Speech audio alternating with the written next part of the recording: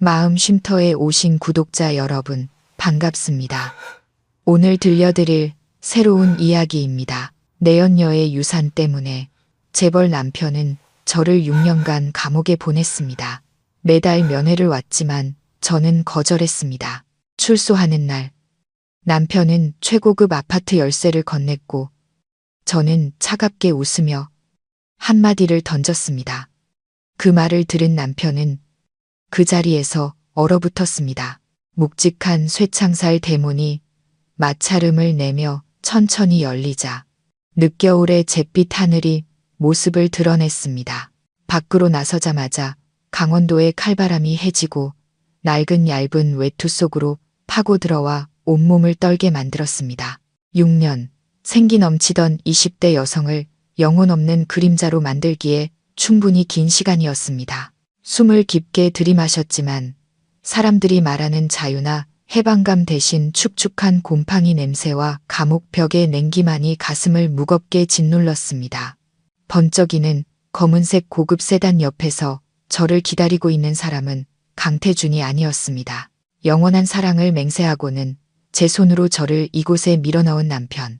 그곳에 서 있는 사람은 그의 충직한 비서인 박민준이었습니다. 저를 볼 때마다 안쓰러운 표정을 짓던 젊은 남자. 민준은 피우던 담배를 급히 끄고 제게 다가왔습니다. 그는 제 낡은 짐 가방을 받아들려다 주저하며 손을 거두었습니다.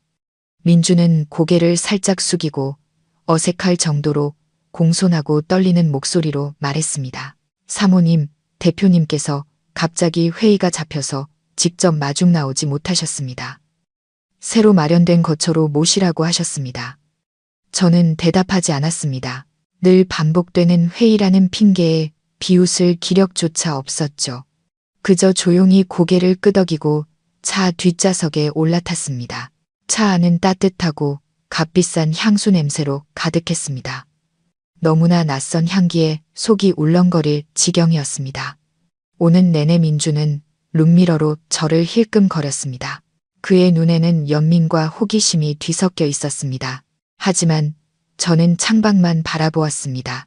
서울은 너무나 많이 변해 있었습니다.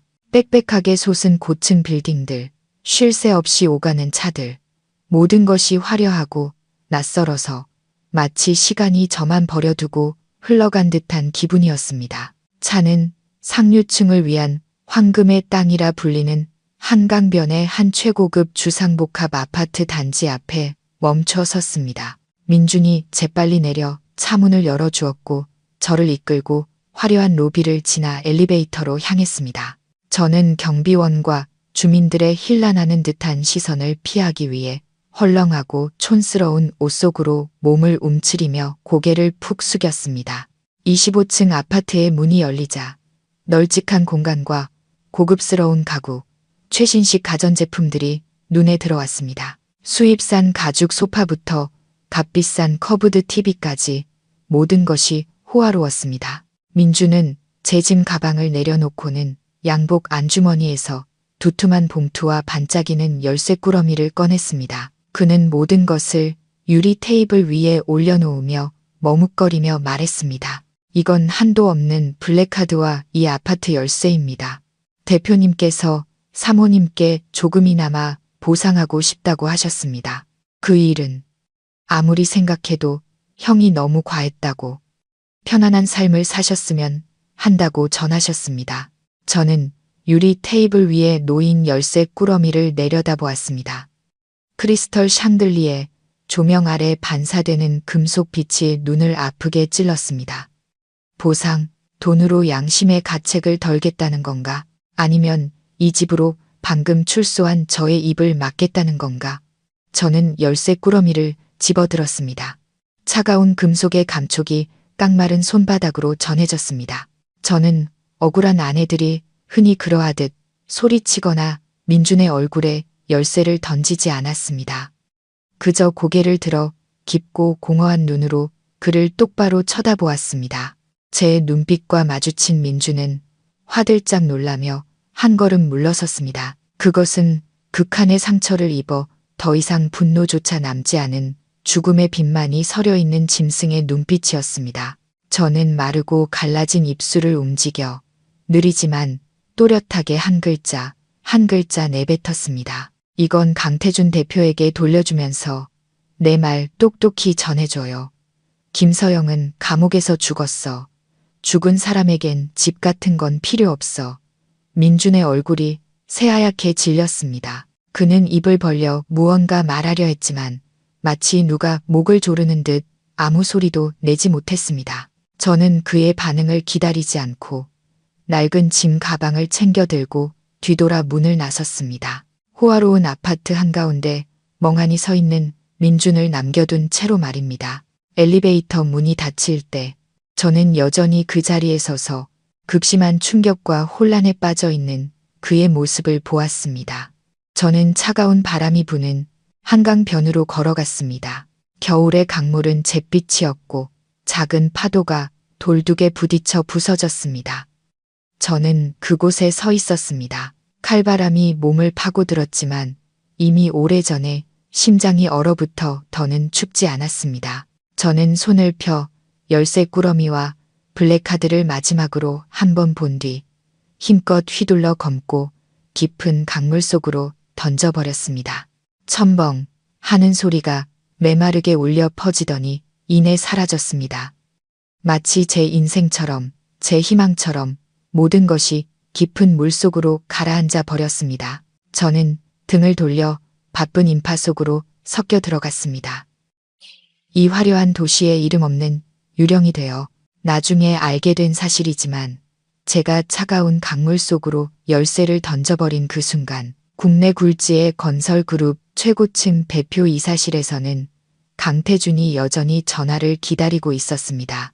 그는 권위적인 가죽 의자에 앉아 타담한 담배를 손가락에 낀 채 책상 위 휴대폰 화면을 뚫어져라 쳐다보고 있었습니다. 아마도 오만한 그의 생각으로는 제가 값비싼 선물에 감격해서 감사 전화를 하거나 아니면 6년간 쌓인 분노를 터뜨리며 욕설을 퍼부을 것이라고 믿었을 겁니다. 어떤 반응이든 그것은 제가 여전히 감정을 가진 인간이며 가장 중요하게는 여전히 그의 통제하에 있다는 증거가 될 테니까요. 하지만 그의 기다림에 답한 것은 섬뜩한 침묵뿐이었습니다. 휴대폰은 마치 무생물인 벽돌처럼 잠잠했습니다. 사무실 문이 벌컥 열리고 핏기 하나 없는 얼굴에 민준이 들어섰습니다. 사무실 안은 난방으로 따뜻했지만 그의 이마에는 식은땀이 송골송골 맺혀 있었습니다. 태주는 미간을 찌푸리며 담배를 재떨이에 비벼 껐습니다. 그의 낮고 권위적인 목소리가 울렸습니다. 그 여자는 어디 있지? 열쇠는 받았나? 왜 아직 연락이 없는 거야? 민주는 마른 침을 삼키며 제가 했던 말을 한 글자도 빼놓지 않고 떨리는 목소리로 전했습니다. 사모님은 받지 않으셨습니다. 그리고 대표님께 전해달라고 하셨습니다. 김서영은 감옥에서 죽었고 죽은 사람에겐 집이 필요 없다고. 태주는 그대로 멈췄습니다. 펜을 쥔 손이 허공에서 굳었고 잘생긴 얼굴에 놀라움과 분노가 스쳐 지나갔습니다. 그는 벌떡 일어섰습니다. 손에 들고 있던 담배가 바닥에 떨어져 값비싼 카펫 한쪽을 태웠지만 그는 전혀 알아차리지 못했습니다. 그 여자가 감히 그런 말을 해? 그래서 어디로 갔지? 태준이 소리치자 그 기세에 민주는 소스라치게 놀랐습니다. 민주는 고개를 푹 숙이고 기어들어가는 목소리로 답했습니다. 모든 걸 한강에 던져버리고는 사라지셨습니다. 제가 따라잡을 수 없었습니다. 마치 증발해 버린 것처럼요. 태주는 책상을 주먹으로 세게 내리쳤습니다. 거대한 소리가 넓은 사무실에 울려 퍼졌습니다.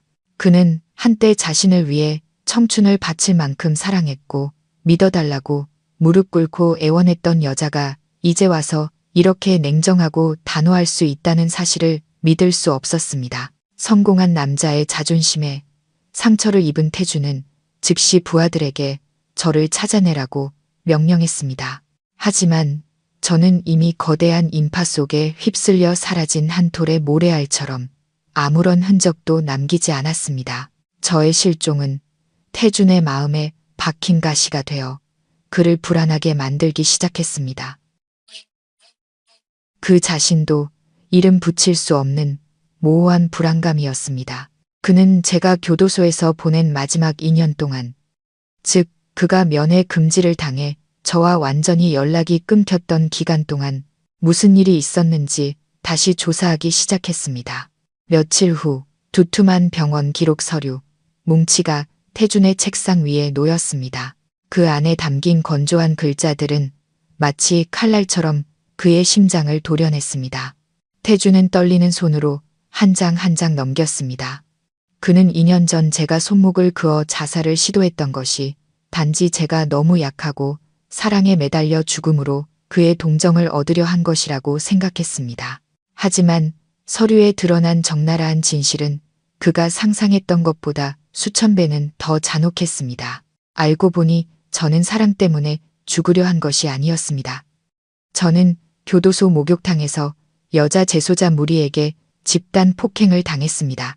그들은 저를 무자비하게 폭행했을 뿐만 아니라 돌아가신 할머니의 유일한 유품이자 제 목숨처럼 여기던 낡은 옷반지까지 빼앗아갔습니다. 극한의 절망 속에서 마지막 희망마저 빼앗긴 저는 이성을 잃고 말았습니다.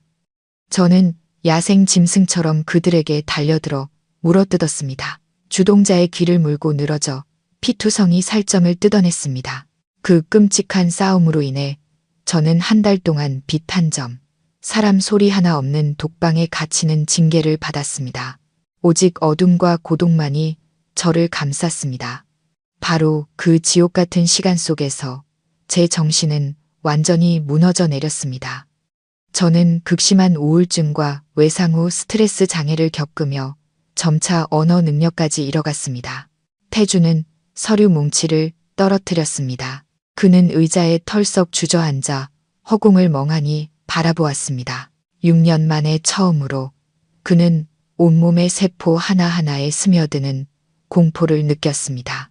그는 자신이 유약하다고 생각했던 아내가 그 운명의 밤에 정말로 죽어버렸다는 것을 깨달았습니다.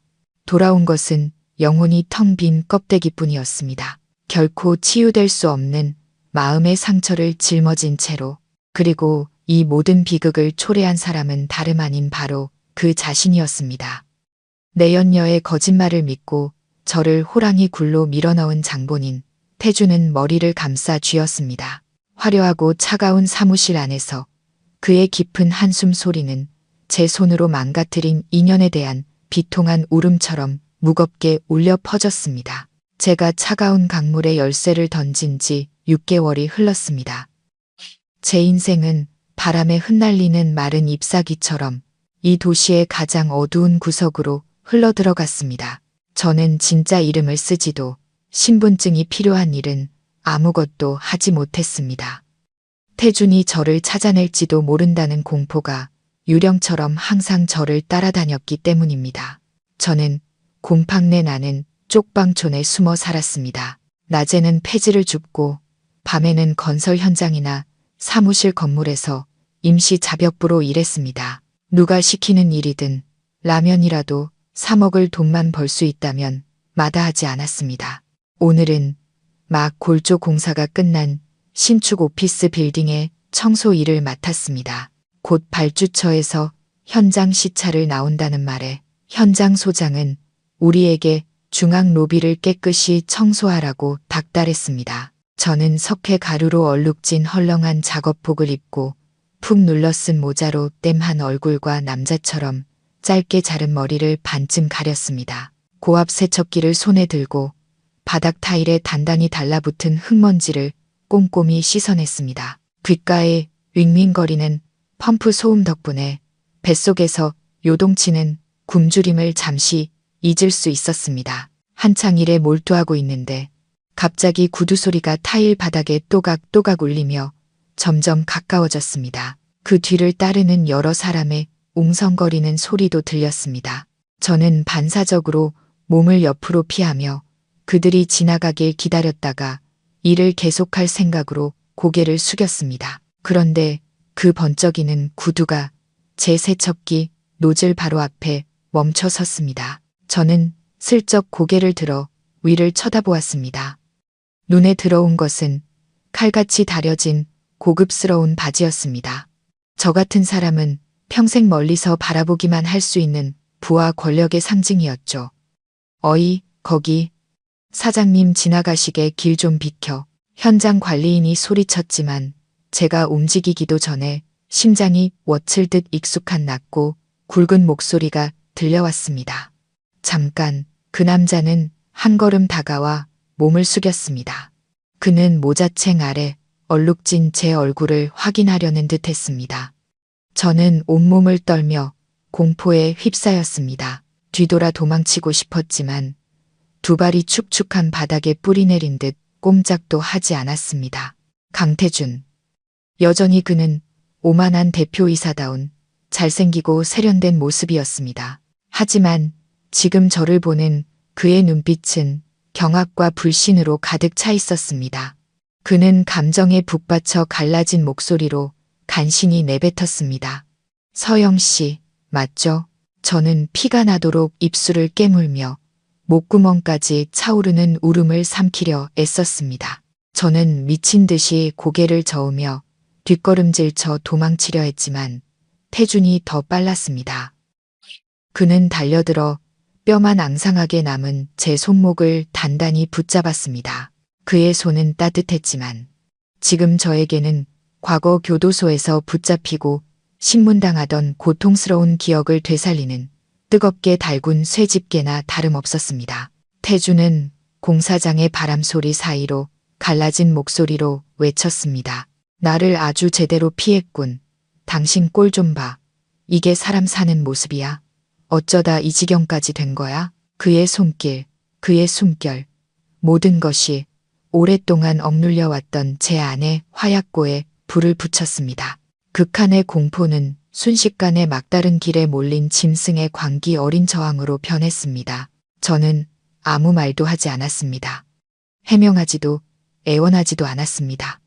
손목을 세게 뿌리치려 했지만 소용없었습니다. 공황 상태에 빠진 저는 손에 들고 있던 고압 세척기를 태준에게 똑바로 겨눴습니다. 쏴악! 엄청난 수압의 차가운 물줄기가 그의 값비싼 양복과 잘생긴 얼굴, 그리고 그의 오만함을 향해 그대로 쏟아졌습니다. 주변 사람들은 경악하며 비명을 질렀고 경호원 몇몇이 저를 제압하려 달려들었지만 태준은 손을 들어 그들을 막았습니다. 그는 흠뻑 젖은 채로 그 자리에 서서 잔인한 물줄기가 온몸을 때리는 것을 묵묵히 받아냈습니다. 그는 저를 바라보았습니다. 붉게 충혈된 그의 눈은 조금도 피하지 않았습니다. 마치 이 육체적 고통으로 자신의 마음을 찢는 죄책감을 조금이나마 덜어내고 싶다는 듯이 저는 그를 보았습니다. 손은 여전히 세척기의 방아쇠를 꽉 쥐고 있었지만 제 눈물은 이미 얼굴에 흙탕물과 섞여 짜고 쓰디쓴 맛을 내고 있었습니다. 태준은 생쥐꼴이 된 자신의 모습은 아랑곳하지 않고 젖은 머리카락을 쓸어 넘겼습니다. 피곤함이 묻어나는 그의 이마에는 깊은 주름이 새겨져 있었습니다. 그는 멍하니 서 있는 경호원들에게 차가운 목소리로 지시했지만 저를 보는 눈빛만은 형언할 수 없는 슬픔으로 가득했습니다.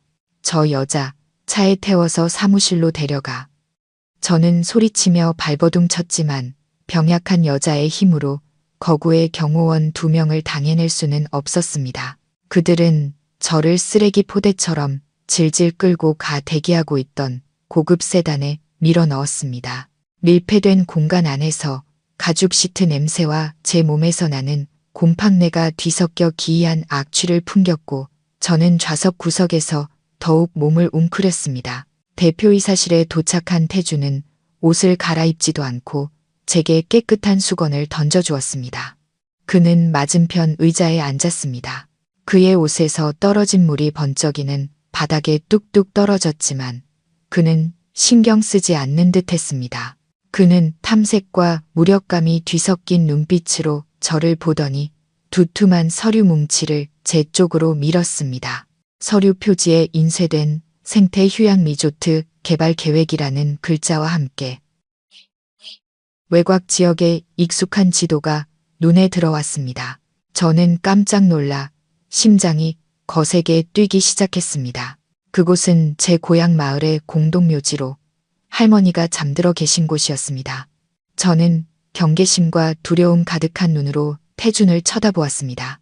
태준은 천천히 서류를 펼쳐 지도 위에 붉은 점을 가리켰습니다. 그의 목소리는 낮았지만 한 글자 한 글자가 제 귀에 모처럼 박혔습니다. 여기가 당신 할머니 묘소 맞지? 이 땅은 우리 그룹의 새 리조트 프로젝트 중심부에 있어. 계획대로라면 이 묘지 전체를 이전해야 해.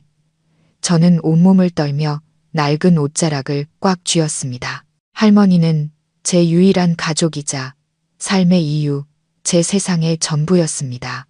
할머니가 돌아가셨을 때 저는 감옥에 있어 장례도 치르지 못했습니다. 그것은 제 인생 최대의 한이었습니다. 그런데 이제 와서 할머니의 무덤마저 편히 잠들 수 없게 된단 말인가? 저는 태준을 노려보며 쉰 목소리로 물었습니다. 원하는 게 뭐죠? 나한테 원하는 게 뭐냐고요? 태준은 의자에 등을 기댔습니다. 그의 눈빛은 차갑게 변해 있었고 아까의 연민은 사라지고 냉철한 사업가의 계산적인 모습만이 남아 있었습니다. 그는 말했습니다. 당신이 날 증오하는 거 알아. 내 돈도 받기 싫어하겠지. 하지만 당신 할머니는 당신이 동의하지 않으면 난 절차대로 진행할 거야. 그 묘를 이름 없는 합동 화장 시설로 옮겨서 말이지. 그때가 되면 유골조차 찾고 싶어도 못 찾을걸. 저는 그 자리에 얼어붙었습니다. 합동 화장, 평생을 고생만 하신 우리 할머니가 돌아가셔서까지 그런 외로운 곳에 계셔야 한다니. 태준은 제 치명적인 약점을 정확히 알고 있었습니다. 제가 어떤 모욕이나 폭행은 견딜 수 있어도 할머니의 안식만은 건드릴 수 없다는 것을 그는 소름 끼칠 정도로 잔인했습니다. 태준은 다른 서류 한 장을 제 쪽으로 밀었습니다. 그것은 근로계약서였습니다. 그는 말을 이었습니다. 여기에 사인해 5년 동안 내 회사에서 문서 정리 사원으로 일하는 거야. 예전에 내가 당신 할머니 병원비를 대줬던 빚을 갚는 셈치지. 그 대가로 당신 할머니 묘는 그대로 보존해 주겠어. 오히려 더 번듯하게 새로 지어줄 수도 있고 5년 뒤 계약이 끝나면 당신이 어디로 가든 절대 막지 않겠어. 저는 펜을 들었습니다. 손이 심하게 떨렸습니다. 5년. 6년의 옥살이에 비하면 그리 길지 않은 시간이지만 그것은 또 다른 정신적 감옥이었습니다. 저는 태준을 보았습니다. 한때 그토록 사랑했던 남자가 이제는 너무나 낯설고 무섭게 느껴졌습니다. 하지만 푸른 잔디가 덮인 할머니의 무덤이 머릿속에 떠올랐습니다.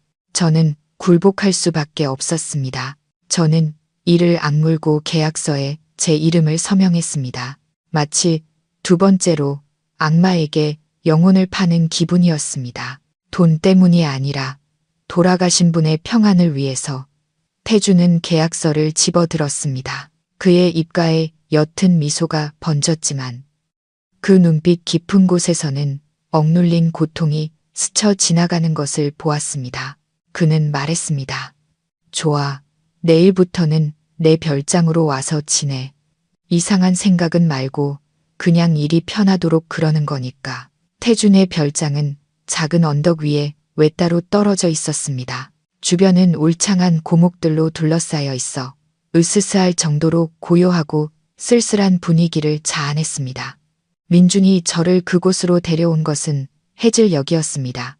핏빛처럼 붉은 노을이 어둠에 삼켜질 무렵 묵직한 철문이 열렸습니다. 텅 비어있는 넓은 정원으로 들어서는 순간 마치 창살 없는 더 고급스러운 감옥, 고독으로 사람을 가두는 곳으로 들어가는 기분이었습니다. 태준은 이미 나이 든 가정부 아주머니와 개인 의사를 고용해 두었습니다. 그는 물질적인 풍요와 급진한 보살핌이 감옥에서의 굶주리고 고통스러웠던 제 나날들을 보상해 줄 수 있다고 생각하는 듯했습니다. 아주머니는 안쓰러운 눈빛으로 저를 바라보며 2층에서 가장 넓은 방으로 안내했습니다. 그곳에는 부드러운 매트리스가 깔린 침대, 새하얀 실크 시트, 정교한 꽃무늬 자수가 놓인 커튼, 그리고 꽃이 만발한 정원이 내다보이는 발코니가 있었습니다. 아가씨, 편히 쉬세요. 필요한 거 있으면 언제든 부르시고요. 아주머니는 문을 닫고 나갔고 저는 낯설고 호화로운 공간에 홀로 남겨졌습니다. 저는 방 한가운데 서서 새하얀 침대를 바라보았습니다. 그러자 온몸에 소름이 돋았습니다. 너무 부드럽고 너무 깨끗했습니다. 마치 교도소에서 외부 점검단을 속이기 위해 꾸며놓았던 가짜 행복의 방을 연상시켰습니다. 현실에서는 차갑고 냄새나는 시멘트 바닥에서 비좁게 잠을 자야 했지만 말입니다. 이런 안락함은 함정입니다. 저 침대에 누우면 영원히 잠들거나 깨어났을 때 수술대에 묶여 장기를 적출당할 것만 같은 공포에 휩싸였습니다. 밤이 되자 어둠이 별장을 집어삼켰습니다. 적막함 속에서 밖에서 들려오는 벌레 소리마저 귀에 거슬릴 정도였습니다. 저는 불을 끄지 못하고 방 안을 환하게 밝혔습니다. 침대에 올라가지 않고 얇은 이불을 꺼내 출입문과 가장 가까운 구석에 단단한 나무 바닥에 깔았습니다. 등을 단단한 바닥에 대고 있어야만 아주 희미한 안정감을 느낄 수 있었습니다. 마치 지독하게 익숙해진 독방에서의 밤처럼 말입니다. 저는 새우처럼 몸을 웅크리고 두 손으로 머리를 감싼 채 잠을 청하려 애썼습니다.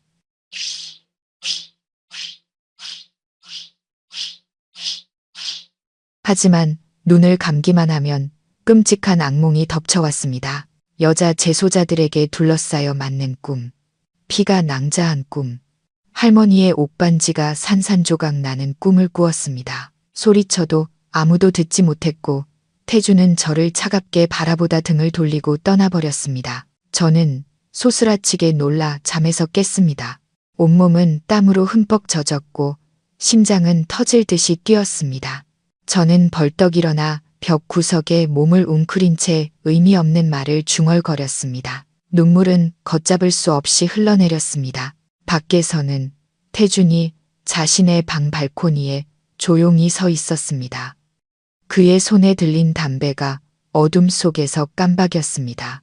그는 제 방의 CCTV 화면이 띄워진 태블릿 PC를 뚫어져라 보고 있었습니다. 침대가 아닌 바닥에 누워있는 제 모습, 악몽에 시달리며 경련을 일으키는 제 모습, 보이지 않는 누군가에게 목숨을 구걸하며 우는 제 모습을 보며 태준의 심장은 고통스럽게 조여왔습니다. 평생 권력을 휘두르던 그 남자는 처음으로 공포를 느꼈습니다. 그는 산산조각 난 저를 두려워했고 자신이 만들어낸 과거의 유령이 제게 남은 마지막 생명력마저 갉아먹고 있는 것을 두려워했습니다. 그는 달려가 저를 안아주고 미안하다고 말하고 싶었지만 발에 납덩이라도 매달린 듯 꼼짝할 수 없었습니다. 지금 그가 나타나는 것은 저를 더욱 공포에 떨게 할 뿐이라는 것을 알고 있었기 때문입니다. 다음 날 아침, 저는 민준을 따라 회사 본사로 출근했습니다. 태준이 미리 준비해둔 흰색 셔츠와 검은색 스커트에 사무복을 입었습니다.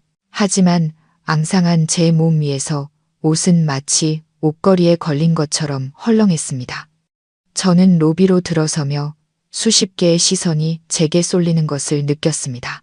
벌떼처럼 윙윙거리는 수군거림이 들려왔습니다. 저 여자 원래 청소부였다는데 갑자기 대표님이 문서 정리 사원으로 데려왔대. 한물간 내연녀라도 되는 건가 봐. 화려하게 화장한 여직원이 옆 사람에게 속삭이는 목소리가 제 귀에 똑똑히 들렸습니다. 저렇게 마약쟁이처럼 매탄 얼굴이 뭐가 좋다고 무슨 비밀이라도 있는 거 아냐. 다른 직원이 입술을 삐죽이며 비웃었습니다. 저는 아무것도 듣지 못한 척 고개를 숙이고 묵묵히 민준을 따라 엘리베이터에 탔습니다. 저는 사람들의 왕래가 적고 퀴퀴한 종이 냄새가 진동하는 지하 자료실에 배치되었습니다. 제 주된 업무는 수십 년 전의 낡은 서류들을 분류하고 정리하는 것이었습니다. 제가 다른 사람들과 부딪히는 것을 원치 않았던 태준의 의도대로 지루하고 고립된 일이었습니다. 저는 말없이 누구와도 교류하지 않으며 기계처럼 일을 시작했습니다. 누가 무엇을 물어도 고개만 끄덕이거나 저을 뿐이었습니다. 시간이 지나자 회사 사람들은 저를 벙어리라고 부르기 시작했습니다. 저는 신경 쓰지 않았습니다. 이제 제 세상은 침묵뿐이었으니까요.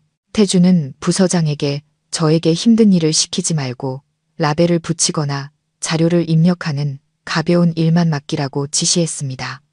하지만 저는 그러고 싶지 않았습니다. 저는 가장 힘든 일에 매달렸습니다. 창고에 새로운 서류 상자들이 들어올 때마다 남자 직원들이 옮겨주길 기다리는 대신 제가 직접 무거운 상자들을 들어 날랐습니다. 저는 이를 악물고 몸을 일으켰습니다. 깡마른 팔에는 푸른 힘줄이 돋았고 등은 땀으로 흠뻑 젖었습니다. 근육이 긴장하고 척추에서 찌르는 듯한 통증이 느껴질 때마다 저는 기묘한 만족감을 느꼈습니다. 육체의 고통은 저를 찢어놓는 정신적 고통을 잠시 잊게 해주었고 제가 여전히 살아있다는 것을 느끼게 해주었습니다. 비록 벌레처럼 보잘것없는 삶일지라도 말입니다. 한 번은 태준이 예고 없이 내려와 점검을 하다가 제 몸집보다 2배는 큰 서류 상자를 힘겹게 들고 있는 저를 발견했습니다. 그는 화가 나서 달려와 제 손에서 상자를 빼서 쿵 소리가 나게 바닥에 내동댕이 쳤습니다.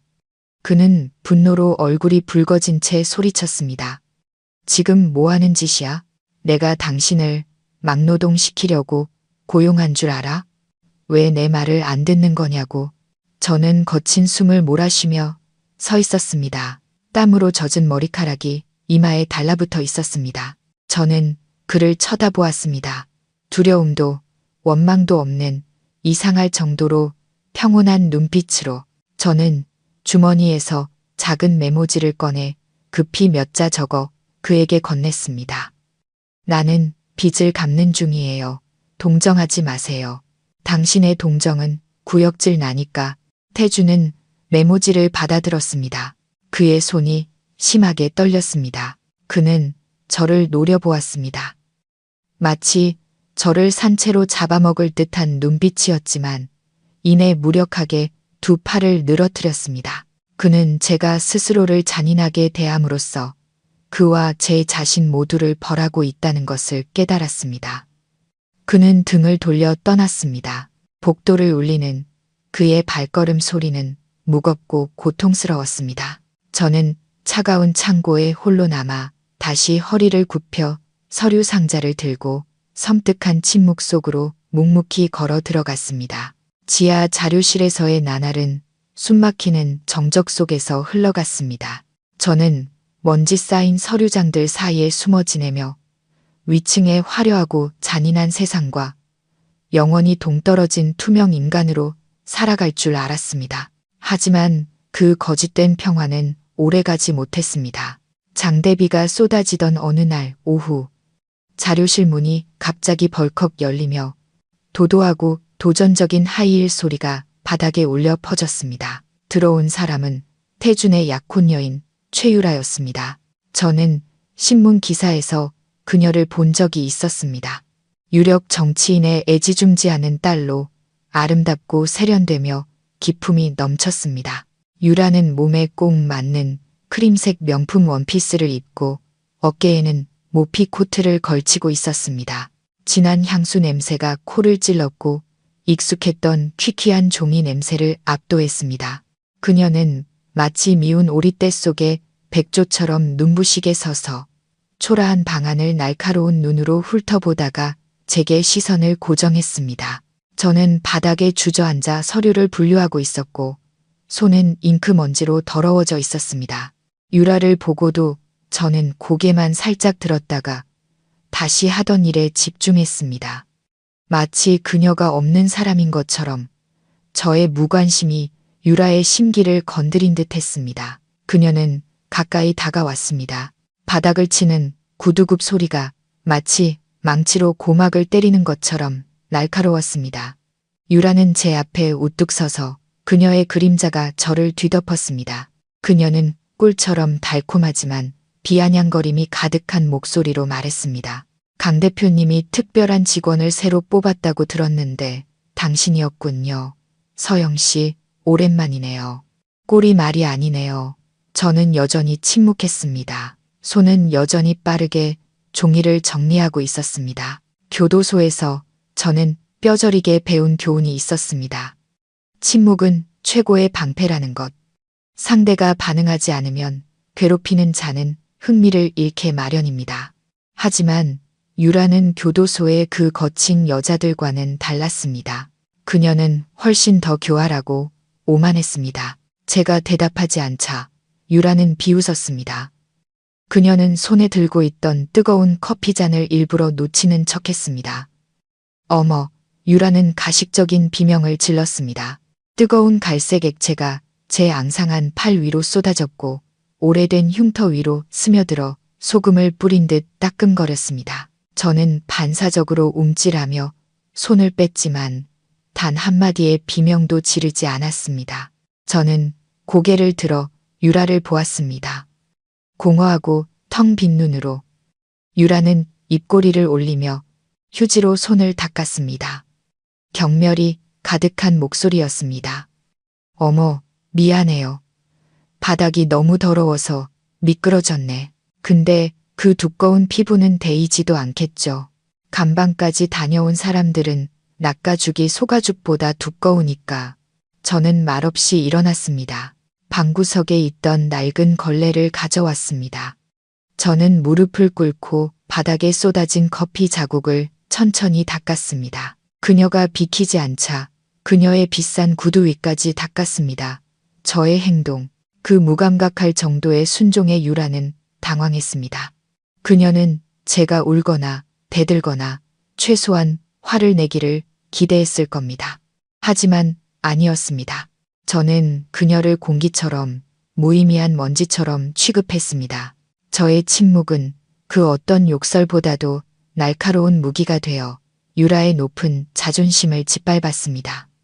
유라는 분한 듯 발을 구르며 쿵 돌아 나가버렸습니다. 저는 팔에 붉게 부어오르기 시작하는 화상 자국과 함께 홀로 남겨졌습니다. 다음 날 점심시간. 모두가 구내식당으로 몰려갈 때 저는 평소처럼 사무실에 남아 가져온 마른 빵을 씹고 있었습니다. 그런데 오늘따라 태준이 나타났습니다. 그는 자료실 문 앞에 서 있었습니다. 그의 세련된 정장은 이 비좁은 공간과 전혀 어울리지 않았습니다. 그의 시선이 제 팔의 붉은 자국에 머물렀고 미간을 살짝 찌푸렸지만 아무것도 묻지 않았습니다. 그는 그저 퉁명스럽게 말했습니다. 구내식당으로 내려가서 밥 먹어. 직원 학대한다는 소리 듣기 싫으니까. 저는 고개를 저어 거절하려 했지만 태준의 단호한 표정을 보고 선택의 여지가 없다는 것을 알았습니다.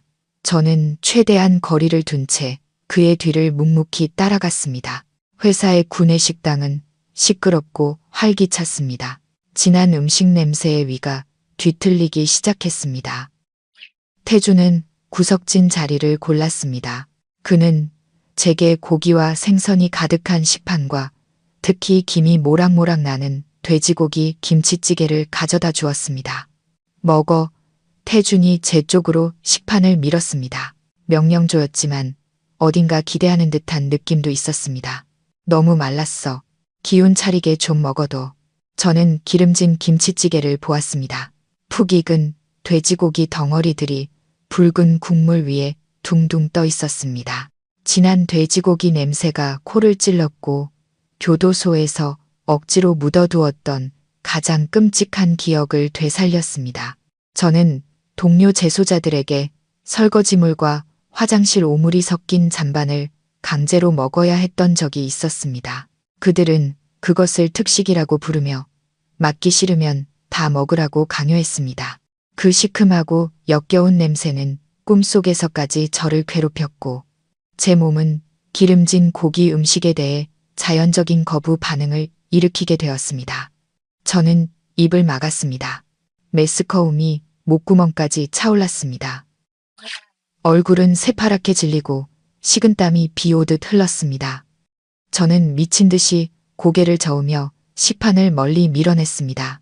그 모습을 본 태준의 얼굴이 굳어졌습니다. 그는 제가 일부러 자신의 호의를 거부하고 반항한다고 생각했습니다. 그는 쾅 소리가 나게 식탁을 내리치며 소리쳤습니다. 당장 먹어. 굶어 죽어서 나한테 시위라도 하겠다는 거야. 내가 죽게 내버려 둘 줄 알아? 태준의 고함 소리에 주변 사람들이 모두 돌아보았습니다. 저는 공포에 질려 손발이 사시나무처럼 떨렸습니다. 태준은 숟가락으로 김치찌개를 떠서 제 입에 억지로 밀어넣으려 했습니다. 코앞까지 다가온 고기 냄새는 마지막 한 방울이었습니다. 저는 더 이상 참을 수 없었습니다. 태준의 손을 세게 뿌리치고는 그 자리에서 토하기 시작했습니다. 위에서 올라온 시큼한 위액이 바닥과 태준의 옷 위로 쏟아졌습니다. 저는 초록색 쓸개즙까지 다 토해내고 고통에 몸을 웅크렸습니다. 태준은 그 자리에 얼어붙었습니다. 찌개 그릇은 바닥에 떨어져 산산조각 났고 국물이 사방으로 튀었습니다.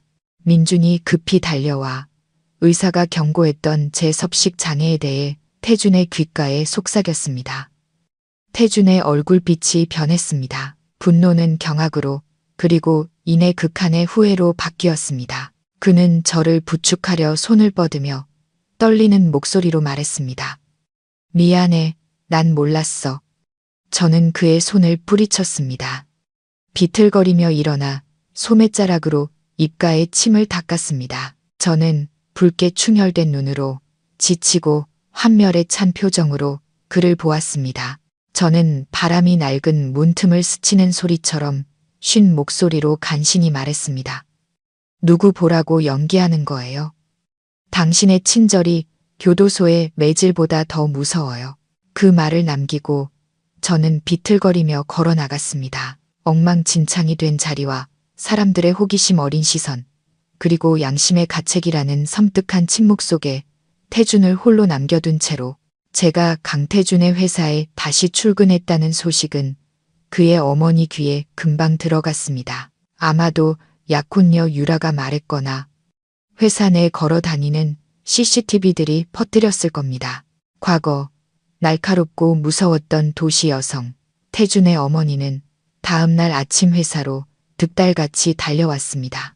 그녀는 대표이사실로 아들을 찾아가지 않고 제가 일하는 지하 자료실로 곧장 내려왔습니다. 마치 불륜 현장을 덮치러 온 사람처럼 기세등등했습니다. 자료실 문이 또 한 번 거칠게 열렸습니다. 태준의 어머니가 명품 가방을 들고 금반지를 가득 낀 손가락으로 제 얼굴을 가리키며 서 있었습니다. 그녀의 날카로운 목소리가 복도 전체에 울려 퍼졌습니다. 이 불효우 같은 년, 내가 아직도 강태준한테 붙어먹을 낯짝이 남아있어? 내 아들 인생 망친 걸로는 부족해? 이 재수없는 전과자년, 언제까지 우리 집안에 애군을 끼칠 셈이야. 저는 서류 상자를 봉할 박스 테이프를 자르기 위해 커터칼을 들고 있었습니다. 그녀의 욕설을 듣고 손이 잠시 멈칫했지만 떨리지는 않았습니다. 저는 고개를 들어 태준의 어머니를 보았습니다. 한때 저에게 무릎 꿇고 바닥을 닦게 하고 제 밥그릇을 개밥그릇에 쏟아부었던 시어머니. 예전에는 그녀가 무서웠지만 지금 그녀를 보니 씁쓸한 실소만 나올 뿐이었습니다. 태준의 어머니는 제가 아무 말도 하지 않자 더욱 기세가 등등해졌습니다. 그녀는 제 뺨을 때리려고 달려들었습니다. 벙어리야? 아니면 그 불쌍한 표정으로 내 아들을 또 속이려는 거냐고. 당장 내 눈앞에서 꺼져. 반지가 끼워진 그녀의 손이 허공을 갈랐지만 제 뺨에 닿기 직전 멈춰섰습니다. 그녀는 눈을 동그랗게 뜨고 핏기 없는 얼굴로 뒷걸음질 치며 말을 더듬었습니다. 왜냐하면 제가 커터칼을 들었기 때문입니다. 하지만 저는 칼날을 그녀에게 향하지 않았습니다. 저는 날카로운 칼날을 얇은 피부 아래 맥박이 뛰는 제 목에 바짝 갖다 댔습니다. 저는 태준의 어머니를 보았습니다. 눈을 깜빡이지도 않고 아무런 감정도 없이 마치 죽은 생선의 눈처럼 텄한 눈으로 저는 아무 말도 하지 않고 그저 천천히 칼날로 살을 눌렀습니다. 선홍색 피 한 줄기가 흘러내려 하얀 셔츠 깃을 적셨습니다. 제 행동에는 망설임이 없었습니다. 협박도 아니었습니다. 언제든 이 목숨을 버릴 준비가 되어 있다는 뜻이었습니다. 마음속으로는 이미 죽은 저에게 육체의 죽음이 무엇이 두렵겠습니까? 너 미쳤구나. 태준의 어머니가 비명을 질렀습니다. 그녀의 목소리는 극심한 공포로 떨리고 있었습니다. 그녀는 누구도 이렇게까지 하는 것을 본 적이 없었습니다. 이런 미친 듯한 무모함을 본 적이 없었습니다. 그녀는 두려웠습니다. 제가 그녀를 해칠까봐 두려운 것이 아니라 눈앞에서 죽음을 목격해야 한다는 사실이 저 피가 자신의 명예와 호화로운 삶을 더럽힐 것이 두려웠습니다. 저는 그녀를 향해 한 걸음 다가갔습니다. 칼날은 여전히 목에 대고 있었고 피는 계속 흘러내렸습니다. 태준의 어머니는 공포에 질려 뒷걸음질 치다 제 발에 걸려 넘어질 뻔했습니다. 오지마, 오지마, 이 미친년아. 내가 갈게, 당장 갈게. 그녀는 평소에 고상한 귀부인 모습은 온데간데 없이 허둥지둥 돌아서서 도망쳤습니다. 복도에는 비틀거리는 하이힐 소리만이 요란하게 울려 퍼졌습니다. 저는 그녀의 모습이 사라지는 것을 지켜보다가 천천히 칼을 내렸습니다. 손으로 목의 피를 닦아냈습니다. 따끔한 통증이 제가 아직 살아있다는 사실을 상기시켜 주었습니다. 하지만 이 삶은 어찌나 이토록 고되고 무의미한지요. 연말, 회사는 5성급 호텔에서 성대한 송년회를 열었고 태준은 저에게 반드시 참석하라고 강요했습니다. 전 직원이 모두 참석해야 한다는 것이 이유였습니다. 그날 오후 커다란 선물 상자가 자료실로 배달되었습니다. 안에는 부드러운 실크 소재의 등이 과감하게 파이고 반짝이는 보석이 박힌 아름다운 에메랄드빛 드레스가 들어 있었습니다. 그리고 태준의 짤막한 메모가 함께 있었습니다. 오늘 밤 이거 입어. 저는 비단 상자 안에 놓인 값비싼 드레스를 내려다보고 제 거칠고 굳은 살 박인 손을 보았습니다. 씁쓸한 아이러니를 느꼈습니다. 이 드레스는 피부가 하얗고 고운 귀족 아가씨들을 위한 것이지 저처럼 망가진 전과자를 위한 것이 아니었습니다. 하지만 저는 태준의 뜻을 거역할 수 없다는 것을 알았습니다. 저는 그의 손에 놀아나는 인형일 뿐 그가 줄을 당기는 대로 춤을 춰야 했습니다. 저는 좁은 직원 탈의실로 드레스를 가져가 헐렁한 옷을 벗었습니다. 거울 앞에 서서 그 안에 비친 제 맨몸을 보았습니다. 뼈만 앙상하게 드러난 몸, 창백한 피부, 그리고 가장 끔찍한 것은 온통 흉터로 뒤덮인 등이었습니다. 크고 작은 흉터들이 고통의 지도처럼 서로 얽혀 있었습니다. 교도관의 전기 충격기 자국도 있었고 동료 재소자들에게 쇠파이프로 맞은 자국도 있었습니다. 악몽 속에서 제 손으로 핥힌 자국도 있었습니다. 그것들은 제 살캐 위를 기어다니는 징그러운 지네들이었고 6년간의 지옥을 새겨놓은 낙인이었습니다. 저는 떨리는 손으로 드레스를 입었습니다. 차가운 실크가 거친 피부에 닿자 소름이 돋았습니다. 등이 파인 드레스는 저의 추하고 망가진 모습을 적나라하게 드러냈습니다. 옆구리에 지퍼를 올리려 애쓰고 있을 때였습니다. 갑자기 탈의실 문이 열렸습니다. 태준이 들어왔습니다. 아마 제가 준비를 마쳤는지 확인하러 온 모양이었습니다. 준비 다 됐어? 차 기다리는데. 태준의 말은 거울에 비친 제 맨등을 본 순간 목구멍에서 태섰습니다. 그는 그 자리에 얼어붙었습니다. 그의 눈은 동공이 수축될 정도로 크게 뜨여 있었습니다. 그는 제 등의 울퉁불퉁한 흉터와 보랏빛으로 멍든 살갗을 뚫어져라 쳐다보았습니다. 그는 한때 자신이 끌어안았던 아내의 몸이 이토록 처참하게 망가졌을 것이라고는 상상조차 해본 적이 없었습니다. 병원 기록지에 적힌 그 어떤 설명보다도 잔혹한 진실이 그의 눈앞에 펼쳐졌습니다. 서영아, 등. 태주는 갈라지고 떨리는 목소리로 간신히 내뱉었습니다. 그는 무의식적으로 다가와 떨리는 손을 뻗어 그 흉터들을 만져보려 했습니다. 그것이 현실인지 악몽인지 확인하고 싶다는 듯이 그의 손가락이 거친 피부에 살짝 닿는 순간 척추를 타고 전류가 흘렀습니다. 끔찍한 폭행의 기억이 홍수처럼 밀려왔습니다. 저는 날카로운 비명을 지르며 그의 손을 뿌리치고 벽 구석으로 물러나 몸을 웅크렸습니다. 두 손으로 머리를 감싸 쥐었습니다.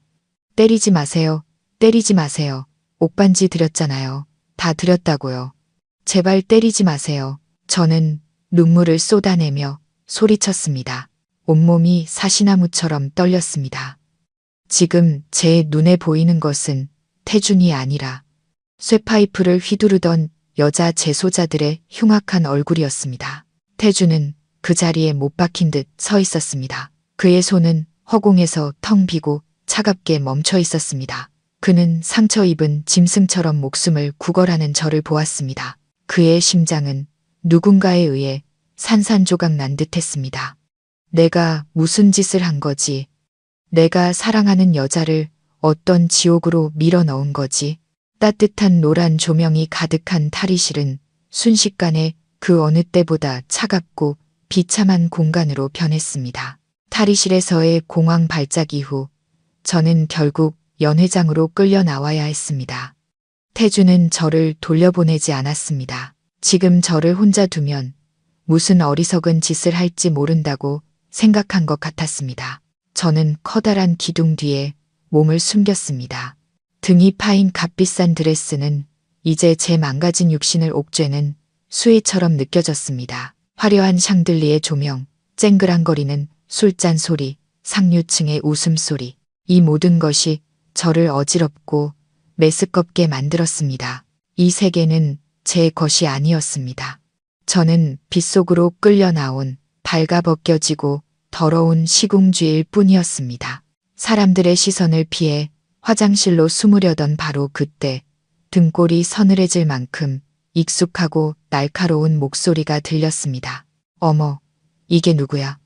옛날에 날 밀어서 유산하게 만들었던 김서영 씨 아니야? 돌아보니 불처럼 강렬한 붉은 드레스를 입고 화려한 다이아몬드 목걸이를 한 여자가 서 있었습니다.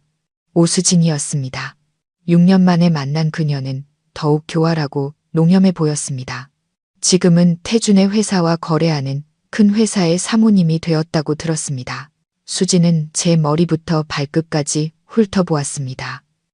그녀의 시선은 제 반한 얼굴과 굳은 살 박인 손에 머물렀다가 이내 승리자의 여유로운 미소를 지었습니다. 처참하게 패배한 자를 내려다보는 미소였습니다. 저는 대답하지 않고 돌아서려 했지만 수진이 재빨리 앞을 가로막았습니다. 그녀는 저를 벽으로 밀어붙이고는 시끄러운 음악 소리를 틈타 제 귓가에 속삭였습니다. 그녀의 숨결에서 진한 와인 냄새가 풍겨왔습니다. 왜?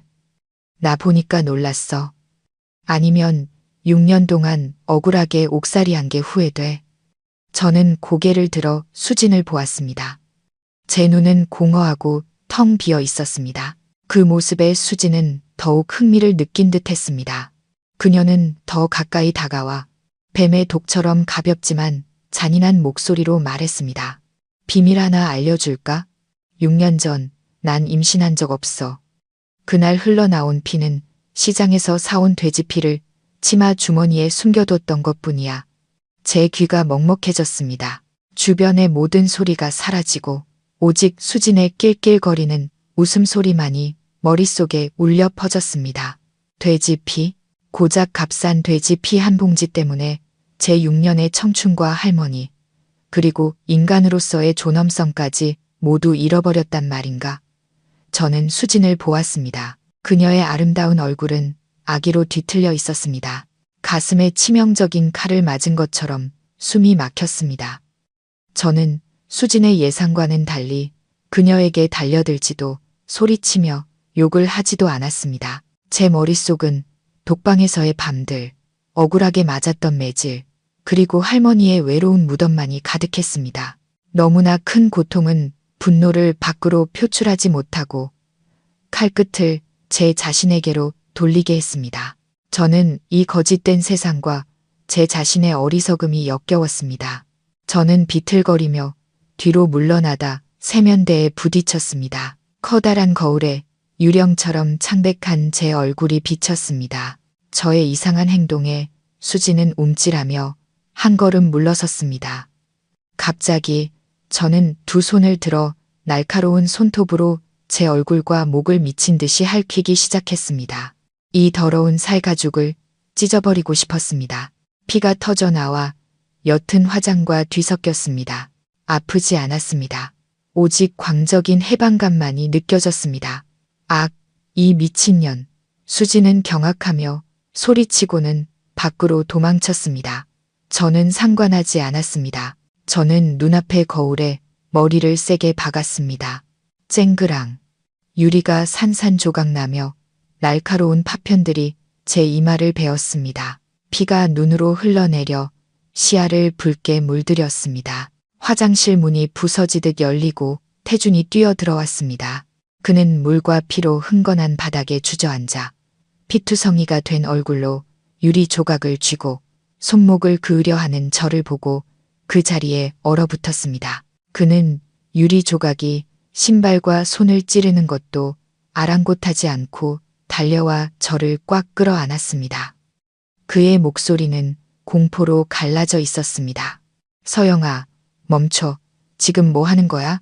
제발 멈춰. 저는 그의 품에서 발버둥 쳤습니다. 미친 사람의 힘은 태준도 감당하기 어려울 정도였습니다. 저는 비명을 질렀습니다. 그것은 사람의 소리가 아니라 상처 입은 짐승의 울부짖음이었습니다.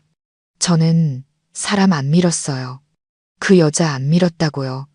그 여자한테 아기 돌려주세요. 저 어두운 방에 가두지 마세요. 할머니, 할머니, 저 좀 구해주세요. 태주는 저를 번쩍 안아들고 다른 사람들의 경악스러운 시선은 아랑곳하지 않은 채 밖으로 뛰쳐나갔습니다.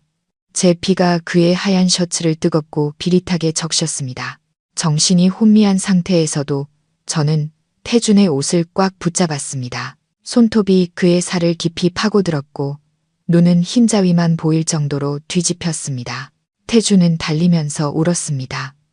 그 남자의 눈물이 제 얼굴에 피와 섞여 흘러내렸습니다. 제 헛소리를 들으며 그는 6년 동안 감춰져 있던 끔찍한 진실이 있다는 것을 어렴풋이 깨닫기 시작했습니다. 저는 하얗고 소독약 냄새가 진동하는 방에서 깨어났습니다. 제가 자해야 하는 것을 막기 위해 팔다리는 침대 난간에 억제대로 묶여 있었습니다. 의사는 고개를 저으며 태준에게 말했습니다. 환자는 심각한 우울증과 급성 정신 장애를 동반하고 있습니다. 자해 성향이 매우 강합니다. 몸에 있는 상처들을 보니 이번이 처음이 아닌 것 같군요. 태준은 방구석에 기댄 채 서 있었습니다. 하룻밤 사이에 그의 얼굴은 몹시 수척해져 있었습니다. 그는 침대에 누워있는 저를 보다가 서류 뭉치를 들고 막 들어온 민준에게 시선을 돌렸습니다. 민준은 태준의 눈을 감히 마주 보지 못했습니다. 그는 서류를 테이블 위에 올려놓으며 떨리는 목소리로 말했습니다. 대표님, 지시하신 대로 6년 전 오수진 씨의 의료 기록을 전부 재조사했습니다. 결과는 대표님께서 의심하신 대로였습니다. 태준은 달려들어 서류를 낚아채 떨리는 손으로 한 장 한 장 넘겼습니다. 글자들, 도장들, 증인들의 진술이 하나씩 드러나며 잔혹한 진실의 그림을 완성해 갔습니다. 당시 수진에게 유산 진단서를 발급해준 의사는 그녀의 먼 친척이었습니다. 그는 거액의 돈을 받고 서류를 위조했고 태아 초음파 사진 또한 다른 산모의 것을 도용한 가짜였습니다. 모든 것이 완벽한 연극이었습니다. 임신도 살인 미수도 없었습니다. 오직 남편에 의해 억울하게 6년간 옥살이를 하고 온갖 폭행과 모욕을 견뎌야 했던 무고한 아내만이 있었을 뿐입니다. 태준의 손에서 서류 뭉치가 바닥으로 떨어졌습니다. 하얀 종이들이 마치 장례식의 나비처럼 흩날렸습니다. 그는 비틀거리며 뒷걸음질 치다 차가운 바닥에 그대로 주저앉았습니다. 내가 무슨 짓을 한 거지? 세상에, 내가 대체 무슨 짓을 한 거냐고. 태주는 머리를 감싸 쥐고 헝클어진 머리카락을 쥐어 뜯었습니다. 그는 미친 듯이 웃기 시작했습니다. 찢어질 듯 고통스러운 웃음이었습니다. 그는 독사를 지키기 위해 세상에서 가장 자신을 사랑했던 여자를 제 손으로 파멸시켰던 것입니다. 제 6년의 청춘, 할머니의 목숨, 저의 명예와 인품, 모든 것이 그의 어리석음과 무지함에 의해 묻혀버렸습니다. 조용한 병실 안에는 규칙적으로 울리는 심박 측정기 소리와 양심의 가책에 시달리는 한 남자의 흐느낌만이 들려왔습니다. 태주는 저를 올려다보았습니다. 그의 눈빛은 절망으로 가득 차 있었습니다. 그는 자신이 1000번을 죽는다 해도 이 죄를 씻을 수 없으며 제게 온전했던 과거의 삶을 결코 돌려줄 수 없다는 것을 알았습니다. 태주는 수진의 죄를 즉시 법적으로 폭로하지 않았습니다. 그는 죽음이나 징역은 그녀 같은 인간에게 너무 가벼운 처벌이라고 말했습니다. 그는 그녀가 모든 것을 조금씩 잃어가는 고통을 느끼게 해주고 싶었습니다. 그녀가 저에게 그랬던 것처럼 후회로 미쳐가는 한 남자의 손에 의해 잔혹하고 조용한 숙청이 어둠 속에서 시작되었습니다. 먼저 태주는 수진의 남편 회사를 표적으로 삼았습니다. 그는 재계에서의 권력과 인맥을 동원하여 계약을 막고 자금줄을 끊고 탈세 증거를 터뜨려 경쟁사를 파산 직전으로 몰아갔습니다. 수진의 남편은 성공한 사업가에서 하루아침에 빚더미에 앉게 되었고 집에 돌아와 아내에게 분풀이를 했습니다. 민준의 말에 따르면 지금 수진은 남편에게 구타당하고 빚쟁이들에게 쫓기며 과거의 화려함은 온데간데 없이 망가진 채 죽지 못해 살고 있다고 했습니다. 다음으로 태주는 회사 내부 인력을 전면 재조사했습니다. 구내 식당에서 저에게 잔반을 강요했던 자들, 제가 무거운 짐을 나를 때 비웃었던 경비원들, 그들 모두는 아무런 퇴직금도 받지 못한 채 즉시 해고되었습니다.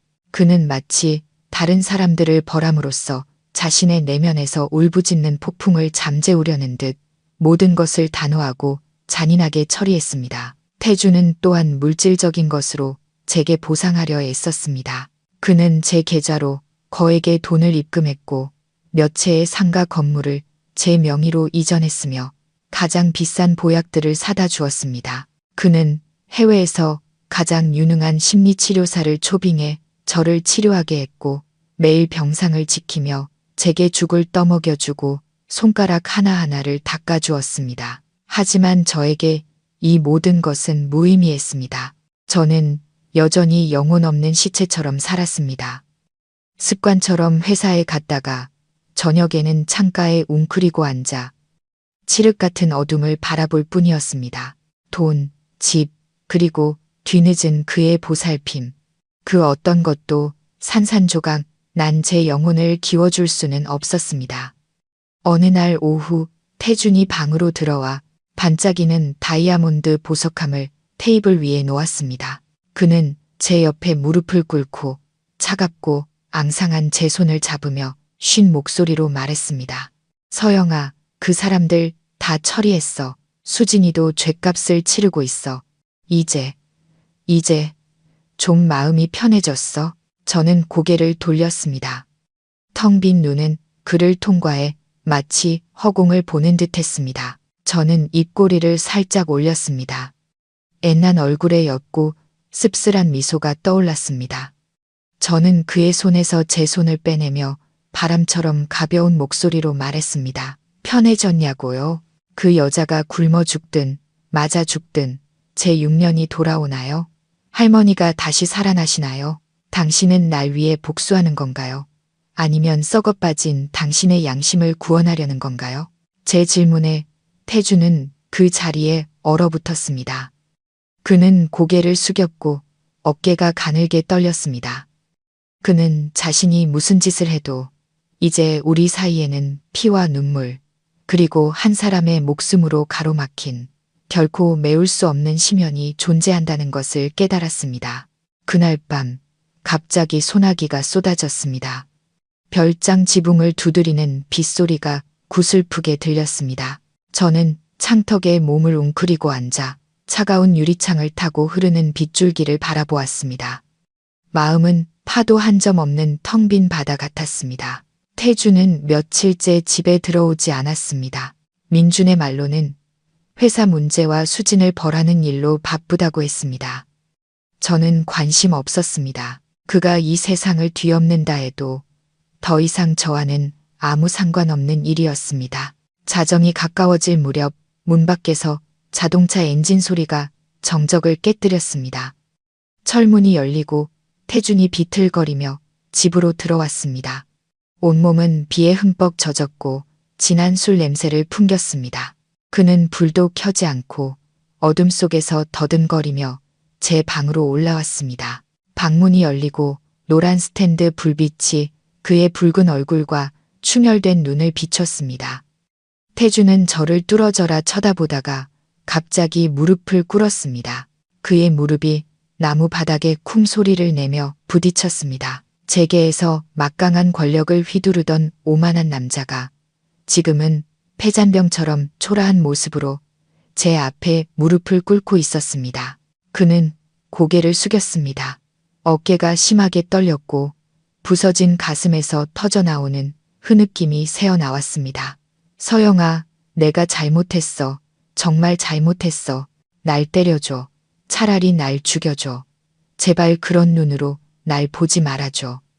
저는 꼼짝도 하지 않고 앉아 있었습니다. 손을 내밀어 부축하지도 않았습니다. 저는 그가 오는 것을 자신을 벌하기 위해 가슴을 쿵쿵 치는 것을 지켜보았습니다. 제 마음은 차가웠습니다. 억울함이 풀린 자의 통쾌함도 옛 남편에 대한 연민도 조금도 없었습니다. 진실은 너무 늦게 밝혀졌고 너무 늦어서 무의미해져 버렸습니다. 태주는 고개를 들었습니다. 얼굴은 눈물과 콧물로 범벅이 되어 있었습니다. 그는 무릎으로 기어 제 발치로 다가와 제 손을 잡으려 했습니다. 저는 발을 뒤로 뺐습니다. 그를 보는 제 눈빛은 칼날처럼 차가웠습니다. 저는 쉰 목소리로 아무런 감정 없이 말했습니다. 왜 울어요? 나를 동정하는 건가요? 아니면 당신의 썩어빠진 양심 때문에 우는 건가요? 태주는 멍해졌습니다. 그는 말을 더듬었습니다. 당신에게 보상하고 싶어. 남은 평생을 속죄하며 살게. 저는 그의 말을 비웃으며 끊었습니다. 속죄? 나를 죽여놓고 이제 와서 사과한다고? 그럼 내가 지금 칼로 당신을 찔러 죽인 다음에 무릎 꿇고 사과하면 당신이 살아나나요? 나를 용서할 수 있겠어요? 제 질문은 태준의 머리를 망치로 내리치는 듯한 충격을 주었습니다. 그는 저를 멍하니 쳐다보았습니다. 입은 벌어졌지만 아무 말도 하지 못했습니다. 그는 깨달았습니다. 우리 사이는 단순한 부부싸움이 아니라 삶과 죽음의 경계처럼 갈라져 있다는 것을. 비록 제가 살아서 여기 앉아 있지만 제 영혼과 사랑은 이미 6년 전 그 운명의 재판정에서 죽어버렸다는 것을. 태주는 바닥에 고꾸라졌습니다. 그의 울음소리는 넓은 방 안을 가득 메웠고 창밖의 빗소리보다 더 애절하고 비참하게 들렸습니다. 그날 밤의 만취 이후 태주는 다른 사람처럼 변했습니다. 그는 일에 있어서는 더 침묵하고 냉정하며 잔인해졌지만 저를 마주할 때면 오히려 움츠러들고 두려워하는 모습을 보였습니다. 그는 두툼한 서류 뭉치를 집에 가져와 어머니 앞에 탁자 위에 던졌습니다. 그것은 수진의 과거 사기극에 대한 모든 증거였고 가짜 의사의 자백 녹음과 의심스러운 송금 내역까지 포함되어 있었습니다. 태준의 어머니는 떨리는 손으로 서류를 한 장씩 넘겼습니다. 그녀의 얼굴은 붉은 기운에서 창백하게 그리고 이내 종이처럼 새하얗게 변했습니다. 그녀는 자신이 그토록 예뻐하고 며느리로 삼고 싶어 했던 여자가 그렇게 교활한 독사였다는 사실을 믿을 수 없었습니다. 그리고 자신의 무지함과 편견이 아들의 인생을 비극으로 저를 지옥으로 몰아넣는데 일조했다는 사실은 더욱 믿을 수 없었습니다. 너무 큰 충격에 태준의 어머니는 갑자기 혈압이 올라 소파 위로 쓰러졌습니다. 입은 비뚤어지고 제대로 말도 하지 못했습니다. 구급차 사이렌이 요란하게 울리며 그녀를 병원으로 실어갔습니다. 태준이 제게 전화를 걸었습니다. 그의 목소리는 지쳐 있었고 애원하는 듯했습니다. 어머니가 뇌졸중으로 쓰러지셨어. 지금 응급실에 계셔. 제발 어머니 한 번만 뵈러 와줄 수 있을까? 당신을 보고 싶어 하셔. 저는 거절하려 했지만 5년의 계약을 떠올리고는 마지못해 고개를 끄덕였습니다. 병원에 도착해 소독약 냄새가 진동하는 중환자실로 들어갔습니다. 태준의 어머니는 침대에 누워 온몸에 각종 튜브를 꽂고 있었고 뇌졸중 후유증으로 얼굴이 일그러져 있었습니다. 제가 들어서는 것을 보자 그녀의 눈에 뒤늦은 후회의 빛이 스쳤습니다. 그녀는 남은 한쪽 팔을 움직여 떨리는 손을 제 쪽으로 뻗었습니다.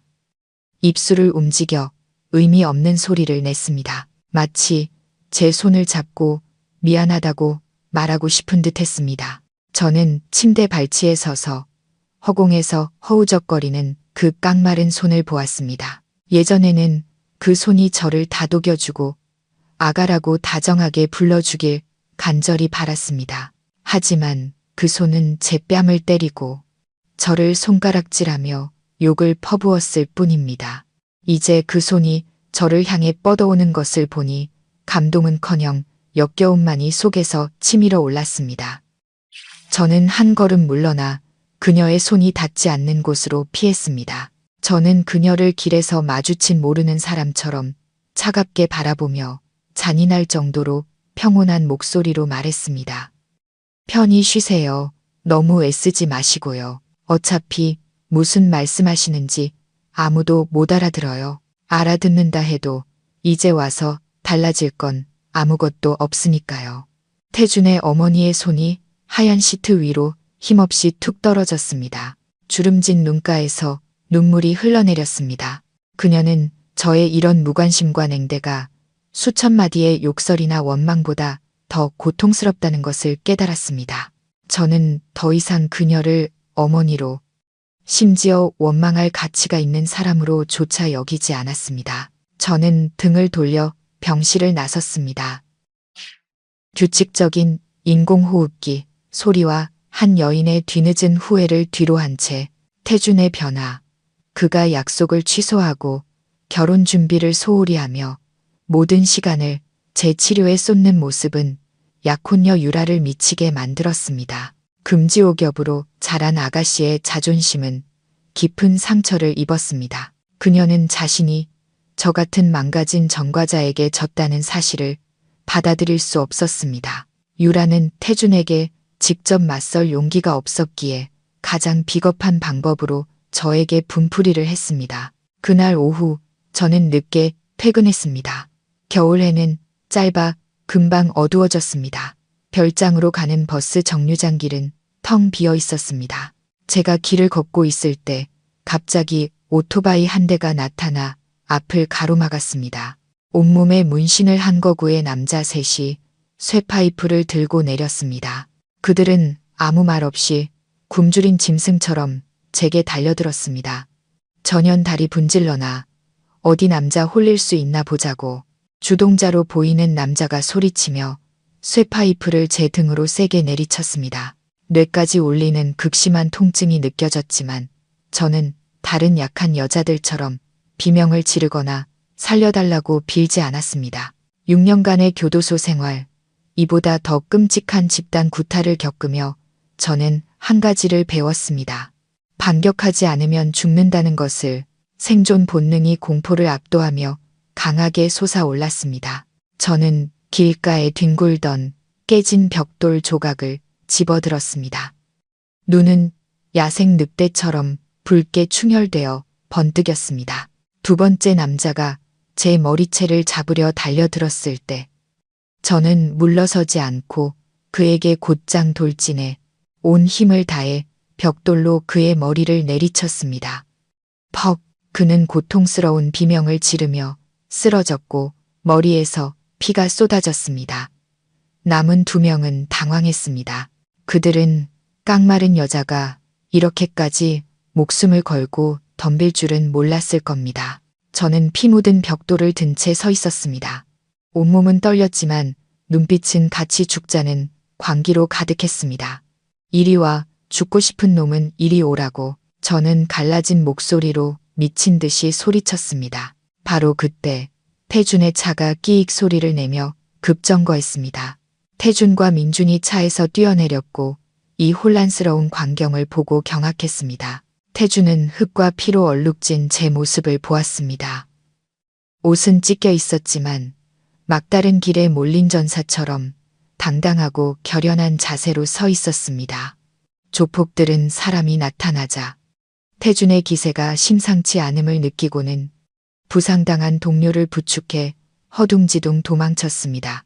태준이 저를 부축하려 다가왔지만 저는 벽돌을 들어 그를 위협하며 다가오지 못하게 했습니다. 저리 가, 내 몸에 손대지 마. 저는 눈물을 쏟아내며 소리쳤습니다. 태준은 그 자리에 멈춰서서 안타까운 눈으로 저를 바라보았습니다.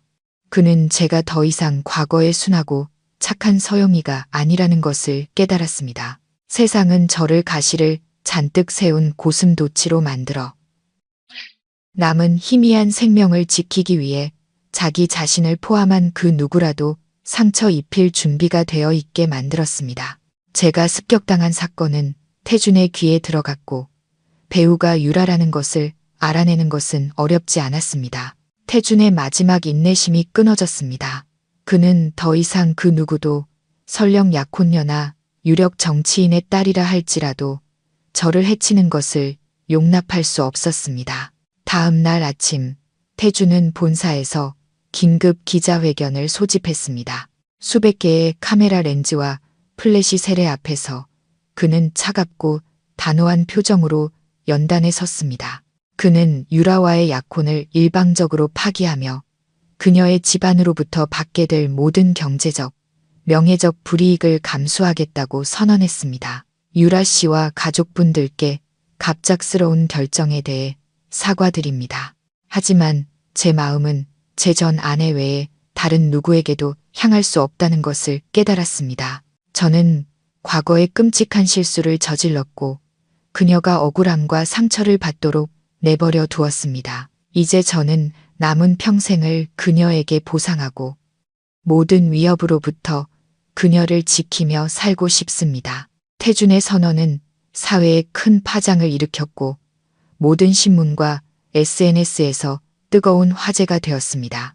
사람들은 그를 순정남이라 칭송하기도 했고 배신자라고 비난하기도 했지만 태준은 신경 쓰지 않았습니다. 그는 저를 지킬 수만 있다면 온 세상과 맞설 준비가 되어 있었습니다. 저는 차가운 별장 거실에 앉아 대형 TV 화면 속 태준의 모습을 보고 있었습니다. 그가 하는 말은 얼마나 감동적이고 아름다운지요. 6년 전의 서영이었다면 아마 행복에 겨워 눈물을 펑펑 쏟았을 겁니다. 하지만 지금의 서영은 무감각할 뿐이었습니다. 저는 리모컨을 들어 TV를 꺼버렸습니다. 방 안은 침묵에 잠겼습니다. 제 손에는 낡고해져서 솜이 삐져나온 곰인형이 들려 있었습니다. 태준이 과거에 제게 준 유일한 선물이었습니다. 저는 그 인형을 감옥에까지 가져가 추운 겨울밤마다 껴안고 잤고 맞아서 아플 때마다 눈물을 닦는 데 사용했습니다. 이제 그 인형은 제 사랑처럼 더럽고 너덜너덜해졌습니다. 저는 바늘을 들어 인형의 찢어진 부분을 꼼꼼히 꿰매기 시작했습니다. 아주 천천히 한 땀 한 땀 낡은 천을 꿰뚫는 바늘이 마치 제 심장을 꿰뚫는 것 같았습니다. 저는 인형을 기념품으로 간직하기 위해 꿰매는 것이 아니었습니다. 기억의 조각들을 기워 맞춘 뒤 모든 것을 영원한 망각 속에 묻어버리기 위해서였습니다. 태준이 파혼을 하든 무슨 짓을 하든 그와 제가 더 이상 같은 세상에 속하지 않는다는 사실은 변하지 않았습니다. 태준은 포기하지 않았습니다. 그는 과거에 남은 불씨가 오래전에 꺼져버린 사랑의 불꽃을 다시 피울 수 있다고 완고하게 믿었습니다. 핏빛처럼 붉은 노을이 별장의 차가운 벽을 비추던 어느 늦은 오후, 태준은 낡은 나무 상자를 하나 가져왔습니다. 그는 그것을 제 앞에 탁자 위에 내려놓았습니다. 그 안에는 값을 매길 수 없는 보물이 담겨 있는 듯 소중하고 조심스러운 몸짓이었습니다. 그는 간절함과 희망이 가득한 눈으로 저를 보았습니다. 서영아, 이것 좀 봐. 옛날 집 창고에서 찾았어. 대학생 때 야시장에서 샀던 은반지, 당신이 20살 때 썼던 일기장, 그리고 우리 처음으로 여행 가서 찍었던 사진까지 내가 아주 소중하게 간직하고 있었어. 하나도 잃어버리지 않고. 저는 나무 상자를, 그 안에 조용히 담겨 있는 익숙한 물건들을 보았습니다. 색이 바랜 값싼 은반지, 낡은 가죽 표지의 일기장, 그리고 행복한 미소를 짓고 있는 두 젊은 얼굴이 담긴 사진. 이것들은 한때 제 세상의 전부였고 영원할 것이라 믿었던 사랑의 증표였습니다. 하지만 지금 이것들을 보니 씁쓸한 아이러니만이 느껴졌습니다. 이 기념품들은 제게 기쁨이나 그리움을 불러일으키지 않았습니다. 오직 제 자신의 어리석음과 무지함을 상기시킬 뿐이었습니다. 사진 속의 그 여자는 이미 죽었습니다. 옆에 있는 남자에 의해 억울하게 감옥에 가던 그날 죽었습니다. 저는 아무 말 없이 조용히 상자를 들고 앞마당으로 나갔습니다. 태준은 허둥지둥 따라왔습니다. 그는 제가 조용한 곳에서 추억에 잠기고 싶어 한다고 생각한 모양입니다. 하지만 아니었습니다. 저는 정원사가 막 쓸어 모아둔 마른 나뭇잎 더미로 직진했습니다. 불을 붙이자 불꽃이 타오르며 마른 나뭇가지를 타닥타닥 소리를 내며 삼켰습니다. 저는 망설임 없이 활활 타오르는 불길 속으로 나무 상자를 던져버렸습니다. 서영아, 지금 뭐 하는 거야? 태준은 비명을 지르며 불 속으로 손을 뻗어 상자를 꺼내려 했습니다. 불길은 일기장에 옮겨붙어 맹렬하게 타올랐습니다. 태준은 끔찍한 열기에도 아랑곳하지 않고 맨손으로 뜨거운 잿더미를 헤치며 기념품들을 꺼내려 애썼습니다. 살이 치익 타는 소리와 함께 매캐한 냄새가 피어올랐지만 그는 고통을 느끼지 못하는 듯 했습니다. 그의 얼굴은 공포와 절망으로 일그러져 있었습니다. 그가 사진을 꺼냈을 때는 이미 절반이 타버린 후였습니다. 사진 속 여자의 얼굴은 재가 되어 사라지고 검게 그을린 종이 위에 그의 환한 미소만이 덩그러니 남아 있었습니다. 저는 그를 보았습니다. 제 눈은 파도 한 점 없는 잔잔한 호수 같았습니다. 태준이 화상 입은 손으로 타담한 사진을 끌어안고 원망스러운 눈으로 저를 보자 저는 차갑게 말했습니다.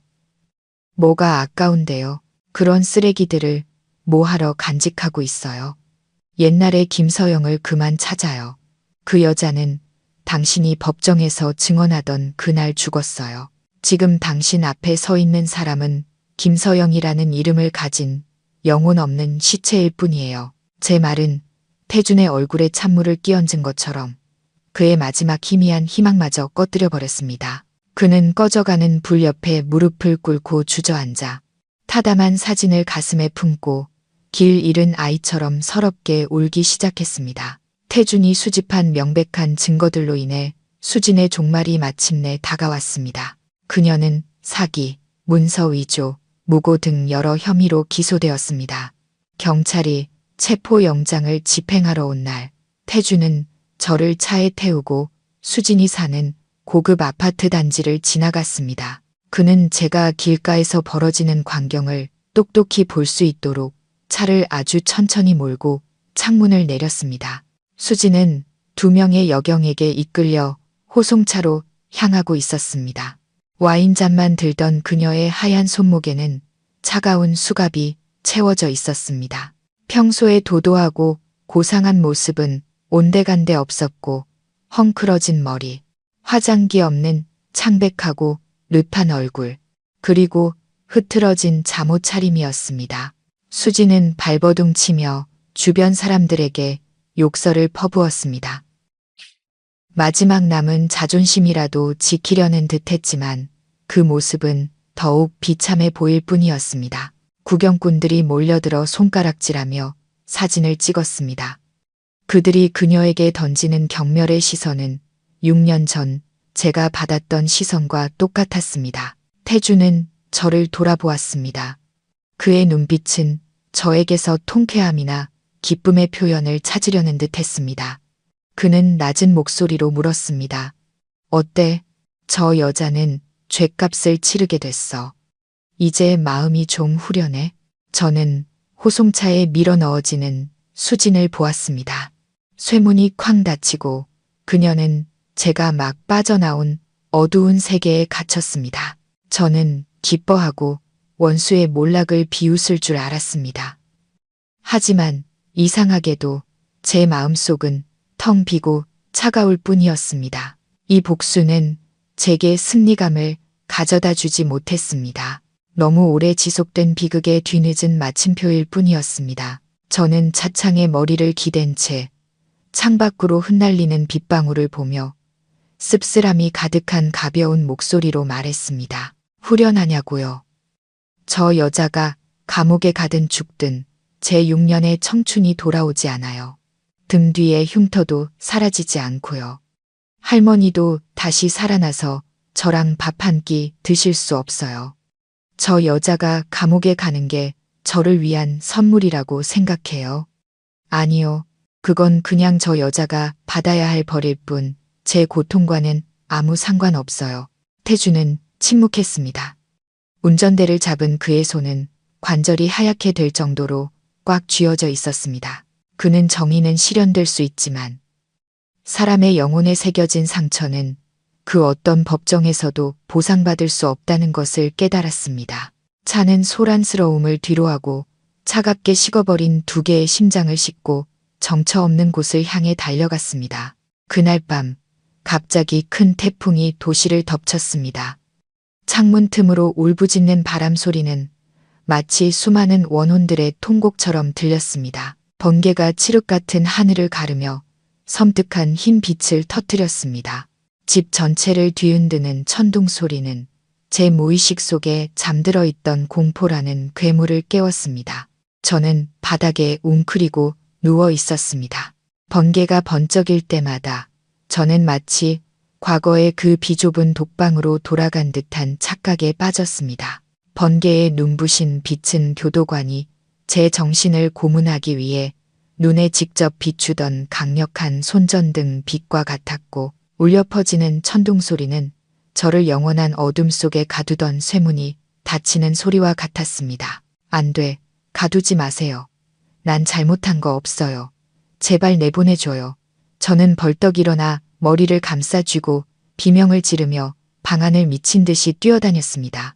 가구에 부딪혀 물건들이 와장창 깨지는 소리가 났습니다. 소리를 듣고 태준이 문을 부수고 뛰어들어왔습니다. 그는 눈이 뒤집히고 입에 거품을 문 채 공황 상태에 빠진 저를 보고 달려와 저를 꽉 끌어안았습니다. 서영아, 진정해. 나야. 태준이야. 아무도 당신 가두지 않아. 여긴 집이야. 하지만 저는 그를 알아보지 못했습니다. 광적인 망상 속에서 그는 저를 묶으려는 잔인한 교도관으로 보일 뿐이었습니다. 저는 격렬하게 발버둥치며 그의 얼굴과 가슴을 할퀴었습니다. 그가 저를 진정시키기 위해 품에 더 세게 앉아 저는 입을 벌려 그의 어깨를 물어뜯었습니다. 이빨은 잠옷을 뚫고 그의 살을 깊이 파고들었습니다. 터져나온 피가 제 입안을 적셨고 비릿한 맛에 저는 더욱 미쳐 날뛰었습니다. 태주는 고통스러웠지만 결코 손을 놓지 않았습니다. 그는 이를 악물고 버티며 제 헝클어진 머리를 쓰다듬고 의미 없는 사과를 속삭였습니다. 저는 기력이 닿을 때까지 그를 물어뜯다가 그의 품에서 정신을 잃고 말았습니다. 의식이 흐려지는 중에도 제 눈에서는 눈물이 흘러 그의 가슴을 적셨습니다. 저는 입속으로 가장 사랑하는 사람들의 이름을 중얼거렸습니다. 할머니, 엄마, 살려주세요.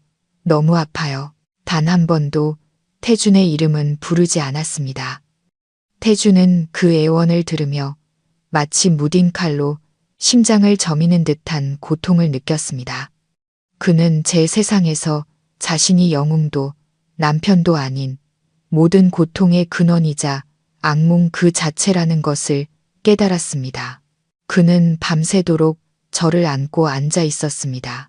어깨에서 피가 흘러 옷을 적시고 밖에서 천둥이 울부짖어도 그는 마치 수천 년의 후회로 빚어진 석상처럼 그 자리에 있었습니다. 다음 날 아침 태풍은 지나가고 잿빛의 우울한 하늘이 남았습니다. 저는 부드러운 침대 위에서 눈을 떴습니다. 옆에는 태준이 의자에 앉아 졸고 있었고 그의 어깨에는 말라붙은 핏자국이 선명했습니다. 어젯밤의 기억이 밀려왔습니다. 저는 그의 어깨 상처를 보았지만 마음속에는 안타까움 대신 지독한 피로감만이 느껴졌습니다. 저는 이대로 이곳에 머문다면 저와 그 모두 이 지옥 같은 현실 속에서 서서히 죽어갈 것이라는 것을 깨달았습니다.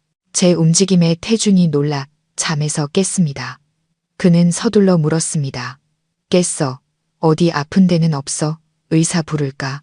저는 고개를 젓고 침대에 등을 기대고 앉았습니다. 저는 그의 눈을 똑바로 쳐다보았습니다.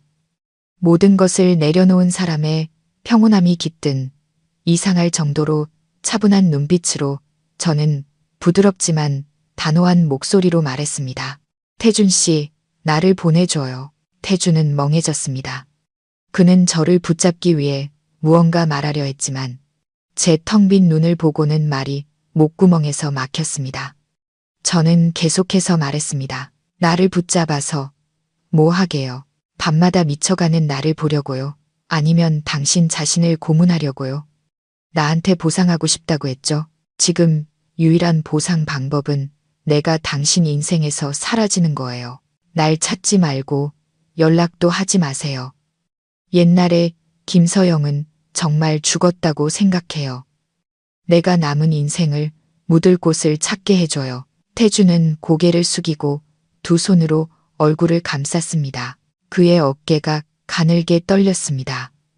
그는 제 말이 옳다는 것을 알았습니다. 그가 저를 붙잡는 것은 이기심일 뿐 제 행복을 위한 것이 아니라 자신의 양심을 위로하기 위한 것이었습니다. 그의 곁에서 저는 영원히 과거의 악몽에 시달릴 것입니다. 사랑한다는 것은 때로는 놓아주는 법을 배우는 것이었습니다. 한참 후 태준은 고개를 들었습니다. 붉게 충혈된 눈으로 저를 보며 그는 고개를 끄덕였습니다. 그의 목소리는 쉬어 있었습니다. 알았어. 그렇게 할게. 당신을 보내줄게. 그는 일어나 금고로 가서 카드 한 장과 통장을 꺼내왔습니다. 그는 그것들을 제 손에 쥐어주며 마지막으로 제 손을 꽉 잡았습니다. 하지만 한 가지만 약속해줘. 이 돈은 꼭 가져가. 거절하지 마. 이건 동정의 돈이 아니야. 당신 할머니 땅 판 돈이야. 이걸로 앞으로 살아갈 걱정은 하지 마. 그래야 내가 당신이 어디선가 굶어 죽지 않을 거라고 안심할 수 있으니까. 만약 받지 않으면 한 발짝도 이 문 밖으로 못 나가게 할 거야. 저는 손에 들린 카드를 던져버리려 했지만 태준의 단호한 태도와 애원하는 눈빛을 보고는 고개를 끄덕일 수밖에 없었습니다. 이곳을 떠나 멀리 도망치려면 돈이 필요했습니다. 저는 그 카드를 그가 제 6년의 지옥에 대해 치르는 대가라고 생각하기로 했습니다. 알았어요. 받을게요. 고마워요.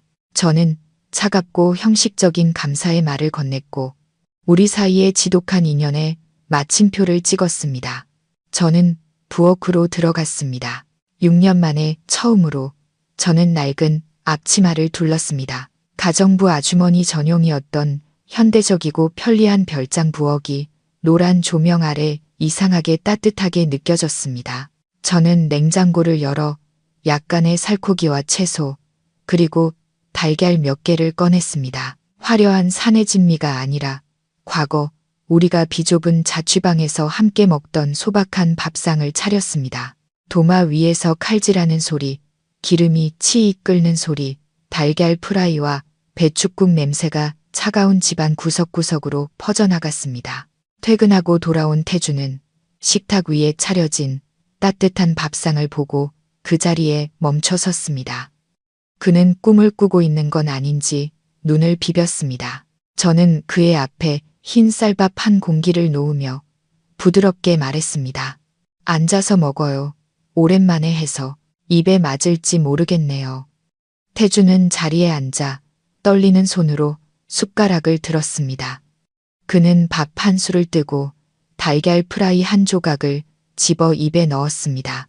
그러자 눈물이 왈칵 쏟아져 밥그릇 위로 뚝뚝 떨어졌습니다. 그는 마치 세상에서 가장 맛있는 밥을 먹는 사람처럼 울면서 허겁지겁 먹었습니다. 그는 붉게 충혈된 눈으로 저를 올려다 보았습니다. 그의 눈에는 희미한 행복이 비쳤습니다. 맛있어, 서영아. 옛날 맛 그대로야. 날 용서해 준 거지. 저는 대답하지 않고 그저 묵묵히 고기 한 점을 더 집어주었습니다. 그의 국그릇에는 제가 몰래 약한 수면제를 타두었습니다. 악몽 없이 깊은 잠을 잘 수 있을 만큼의 양이었습니다. 저는 그가 먹는 모습을 보며 속으로 생각했습니다. 많이 먹어둬요, 태준 씨. 앞으로 다가올 고독을 견디려면 힘이 필요할 테니까. 식사는 이상할 정도로 평화로운 침묵 속에서 끝났습니다. 태주는 숟가락을 놓자마자 졸음이 쏟아졌습니다. 그는 만족스러운 미소를 머금은 채 무거운 눈을 감고 식탁 위로 고개를 떨궜습니다. 저는 그를 부축해 방으로 데려가 침대에 눕히고 이불을 꼼꼼히 덮어주었습니다. 저는 한참 동안 그의 잠든 얼굴을 바라보았습니다. 제 기억 속보다 훨씬 늙어버린 얼굴이었습니다. 저는 제 방으로 돌아와 짐을 쌌습니다. 태준이 사준 것은 아무것도 가져가지 않았습니다. 비싼 옷들, 반짝이는 보석들, 모든 것을 남겨두었습니다. 낡은 천가방 안에는 색이 바랜 옷 몇 벌과 꿰매서 고친 곰인형, 그리고 받기로 약속했던 카드뿐이었습니다. 저는 집 열쇠 꾸러미와 메모지 한 장을 화장대 위에 올려두었습니다. 그 위에 저는 또박또박 마지막 글을 썼습니다. 이 저녁 식사 고마웠어요. 이걸로 우리는 이제 아무 빚도 없는 셈이에요. 안녕히. 저는 가방을 들고 조용히 문을 나섰습니다. 고요한 어둠 속으로 섞여 들어가며 고통스러운 과거 전체를 뒤로하고 떠났습니다. 아침 햇살이 커튼을 뚫고 태준의 눈을 비췄습니다. 그는 눈을 찡그리며 잠에서 깼습니다. 약 기운 때문에 머리가 약간 띵했지만 푹신한 이불의 감촉에 조금 더 게으름을 피우고 싶었습니다. 어젯밤 저녁 식사의 달콤한 기억이 떠올랐습니다. 그는 그것이 관계 회복의 시작이라고 믿으며 미소를 지었습니다. 그는 벌떡 일어나 제 방으로 달려가며 큰 소리로 불렀습니다. 서영아, 일어나서 아침 먹자. 하지만 대답은 섬뜩할 정도의 침묵뿐이었습니다. 방은 텅 비어 있었고 침대는 차갑고 평평했으며 옷장은 텅 비어 있었습니다. 익숙한 흔적은 어디에도 없었습니다. 태주는 그 자리에 얼어붙었고 입가의 미소는 사라졌습니다. 그는 화장대로 달려가 메모지 옆에 덩그러니 놓인 열쇠 꾸러미를 보았습니다. 익숙한 글씨가 눈에 박혔습니다. 한 글자 한 글자가 심장을 도려내는 칼날 같았습니다. 안녕히. 안 돼. 안 될 일이야. 서영아. 태주는 메모지를 구겨쥐고 소리쳤습니다. 그는 집안 구석구석을 뒤지고 마당과 대문 밖까지 달려나갔지만 제 모습은 어디에도 없었습니다. 저는 이미 밤사이에 떠난 후였습니다. 이번에는 더 치밀했습니다. 저는 표를 통해 추적당하는 것을 피하기 위해 버스나 기차를 타지 않았습니다.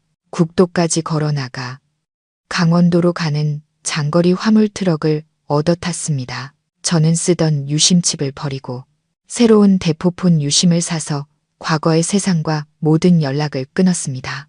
저는 거대한 인파 속으로 증발해버린 물방울 같았습니다. 태주는 미친 듯이 사람을 풀어 저를 찾았습니다. 그는 최고의 탐정을 고용했고 제 행방을 찾는 사람에게 전 재산을 걸었습니다. 그는 도시 전체를 뒤집고 벽돌 하나하나를 들추고 모든 CCTV를 확인했지만 소용없었습니다. 저는 막다른 길에 몰렸던 자의 생존 본능으로 이 도주를 너무나 철저하게 준비했습니다. 그 후 별장은 무덤처럼 암울해졌습니다. 태주는 회사를 내팽개치고 제 방에 틀어박혀 제 향기가 남은 베개를 끌어안고 술만 마셨습니다. 그는 만취해서 물건을 부수고 절망 속에서 제 이름을 외쳤습니다. 그는 손을 놓아버린 것을, 용서라는 것을 믿었던 것을 후회했습니다. 이제야 그는 자신의 잔인함에 대한 대가가 무엇인지 뼈저리게 깨달았습니다. 그것은 영원한 고독이었고 매 순간 심장을 갉아먹는 그리움이었습니다. 기름 냄새와 먼지로 가득한 트럭에서 3일 밤낮을 흔들린 끝에 저는 강원도 깊은 산골의 작은 마을에 도착했습니다. 이곳은 붉은 흙이 나무와 풀을 물들였고 공기는 도시의 숨 막히는 공기와는 달리 맑고 서늘했습니다. 저는 드넓은 커피 농장 한가운데에 있는 작은 나무집을 빌려 안이라는 가명으로 새로운 삶을 시작했습니다. 저는 커피 농장에서 일꾼으로 일하기 시작했습니다. 새벽부터 해질녘까지 고된 육체 노동이었습니다. 이미 굳은 살이 박인 손은 수액과 가시에 더욱 거칠어졌습니다.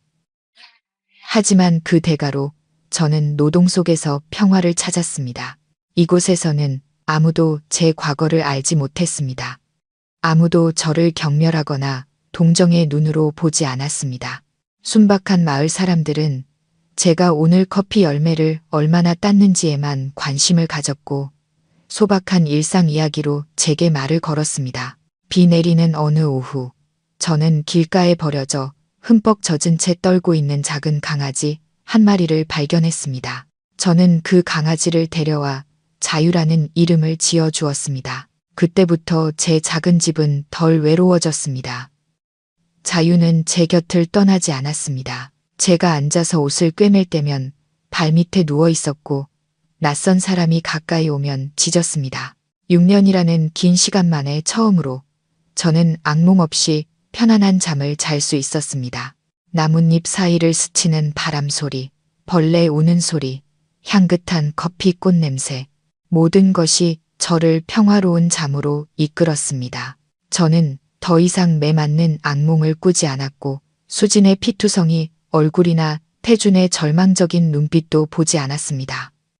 마음속의 고통은 여전히 그 자리에 있었습니다. 마치 아물어가는 긴 흉터처럼 날씨가 도무면 욱신거렸지만 더 이상 피를 흘리지는 않았습니다.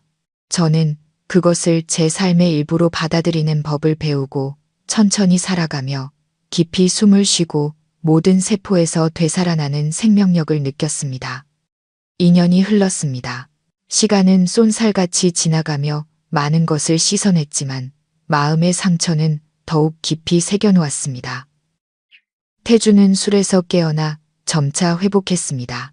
그는 다시 그룹을 이끌었고 회사를 몇 배나 더 크게 성장시켰습니다. 하지만 그는 완전히 다른 사람이 되었습니다.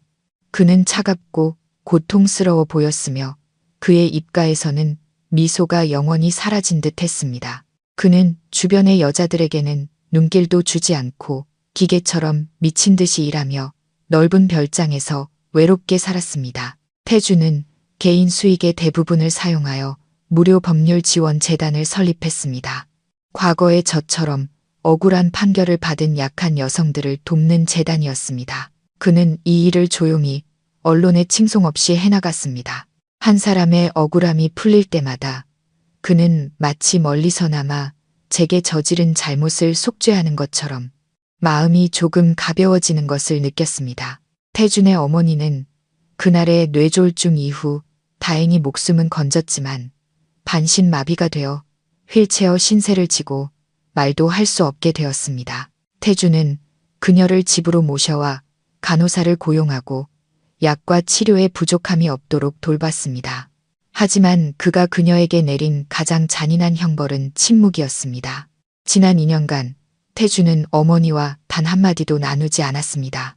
형식적이고 차가운 안부 인사 외에는 퇴근 후 그녀를 그림자처럼 스쳐 지나갔고 같은 식탁에서 밥을 먹으면서도 눈을 마주치지 않았습니다.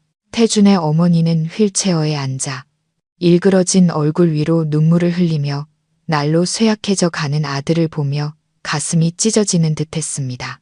그녀는 미안하다고 말하고 싶었고 용서를 빌고 싶었지만 목에서는 의미 없는 소리만 나올 뿐이었습니다. 태준의 침묵은 그녀에게 내려진 무기징역이었고 매일 그녀의 양심을 고문했습니다. 그녀는 자신의 잔인함과 편견이 낳은 결과를 보며 후회 속에서 살았습니다. 가족은 산산조각 났고 아들은 외로웠습니다. 그것은 그녀가 치러야 할 가장 값비싼 대가였습니다. 죽지 못해 살며 마지막 숨을 거둘 때까지 자신이 만든 고통을 곱씹으며 살아야 했습니다. 붉은 흙의 땅에서의 제 삶은 산봉우리를 떠도는 구름처럼 조용히 흘러갔습니다. 저는 제가 과거의 세상에서 정말로 사라졌다고 생각했습니다.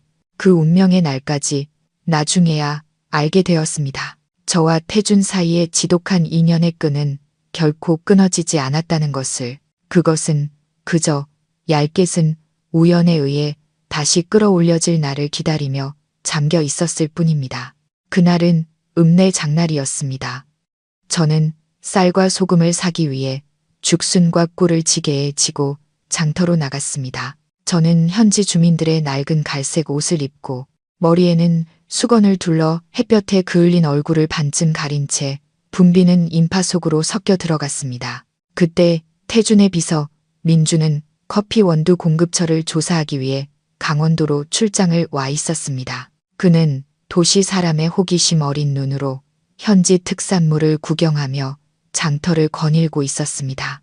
제가 길가에 쪼그려 앉아 죽순을 정리하고 있을 때 민준이 제 옆을 지나갔습니다. 그는 저를 스쳐 지나가다가 갑자기 멈춰 섰습니다. 아마도 익숙한 앉음새나 흉터로 가득한 제 앙상한 손이 그의 눈에 띄었기 때문일 겁니다. 민주는 돌아서서 눈을 가늘게 뜨고 저를 자세히 쳐다보았습니다. 그때 제가 손님을 부르기 위해 고개를 들었고 우리의 시선이 찰나의 순간 마주쳤습니다. 제 얼굴은 많이 검어졌고 눈가에는 깊은 주름이 생겼지만 그 고요하고 슬픈 눈빛만은 어디에서도 숨길 수 없었습니다. 저는 깜짝 놀라 황급히 수건으로 얼굴을 가리고 바쁜 척하며 고개를 푹 숙였습니다. 민주는 감히 다가오지 못했습니다. 사람을 잘못 봤거나 저를 놀라게 할까봐 두려웠기 때문입니다. 그는 구석진 곳으로 물러나 떨리는 손으로 휴대폰을 꺼내 줌을 당겨 서둘러 사진 한 장을 찍었습니다. 사진 속에는 길가에 웅크리고 앉아있는 초라한 여인이 있었지만 그 눈빛만은 여전히 지울 수 없는 슬픔으로 빛나고 있었습니다.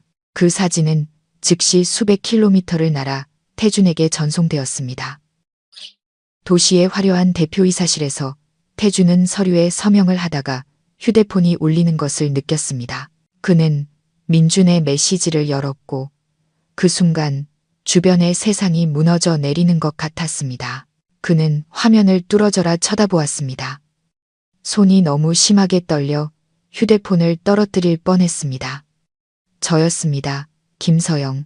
제가 늙고 추해졌어도 그는 저를 즉시 알아봤습니다. 그는 사진 속 여인의 얼굴을 어루만졌습니다. 뜨거운 눈물이 쏟아져 휴대폰 화면 위로 떨어졌습니다. 그는 아무 말 없이 즉시 모든 회의를 취소하고 미친 사람처럼 사무실을 뛰쳐나갔습니다. 바람 부는 고원을 향해 밤새도록 차를 몰았습니다. 태주는 험준한 고갯길을 넘어 하루 밤낮을 미친 듯이 운전해 제가 사는 작은 마을에 도착했습니다. 그가 도착했을 때는 이미 땅거미가 지고 안개가 길을 뒤덮기 시작했습니다. 민준이 마을 입구에서 그를 맞이해 멀리 언덕 위 작은 나무집에서 새어나오는 희미한 등불 빛을 가리켰습니다.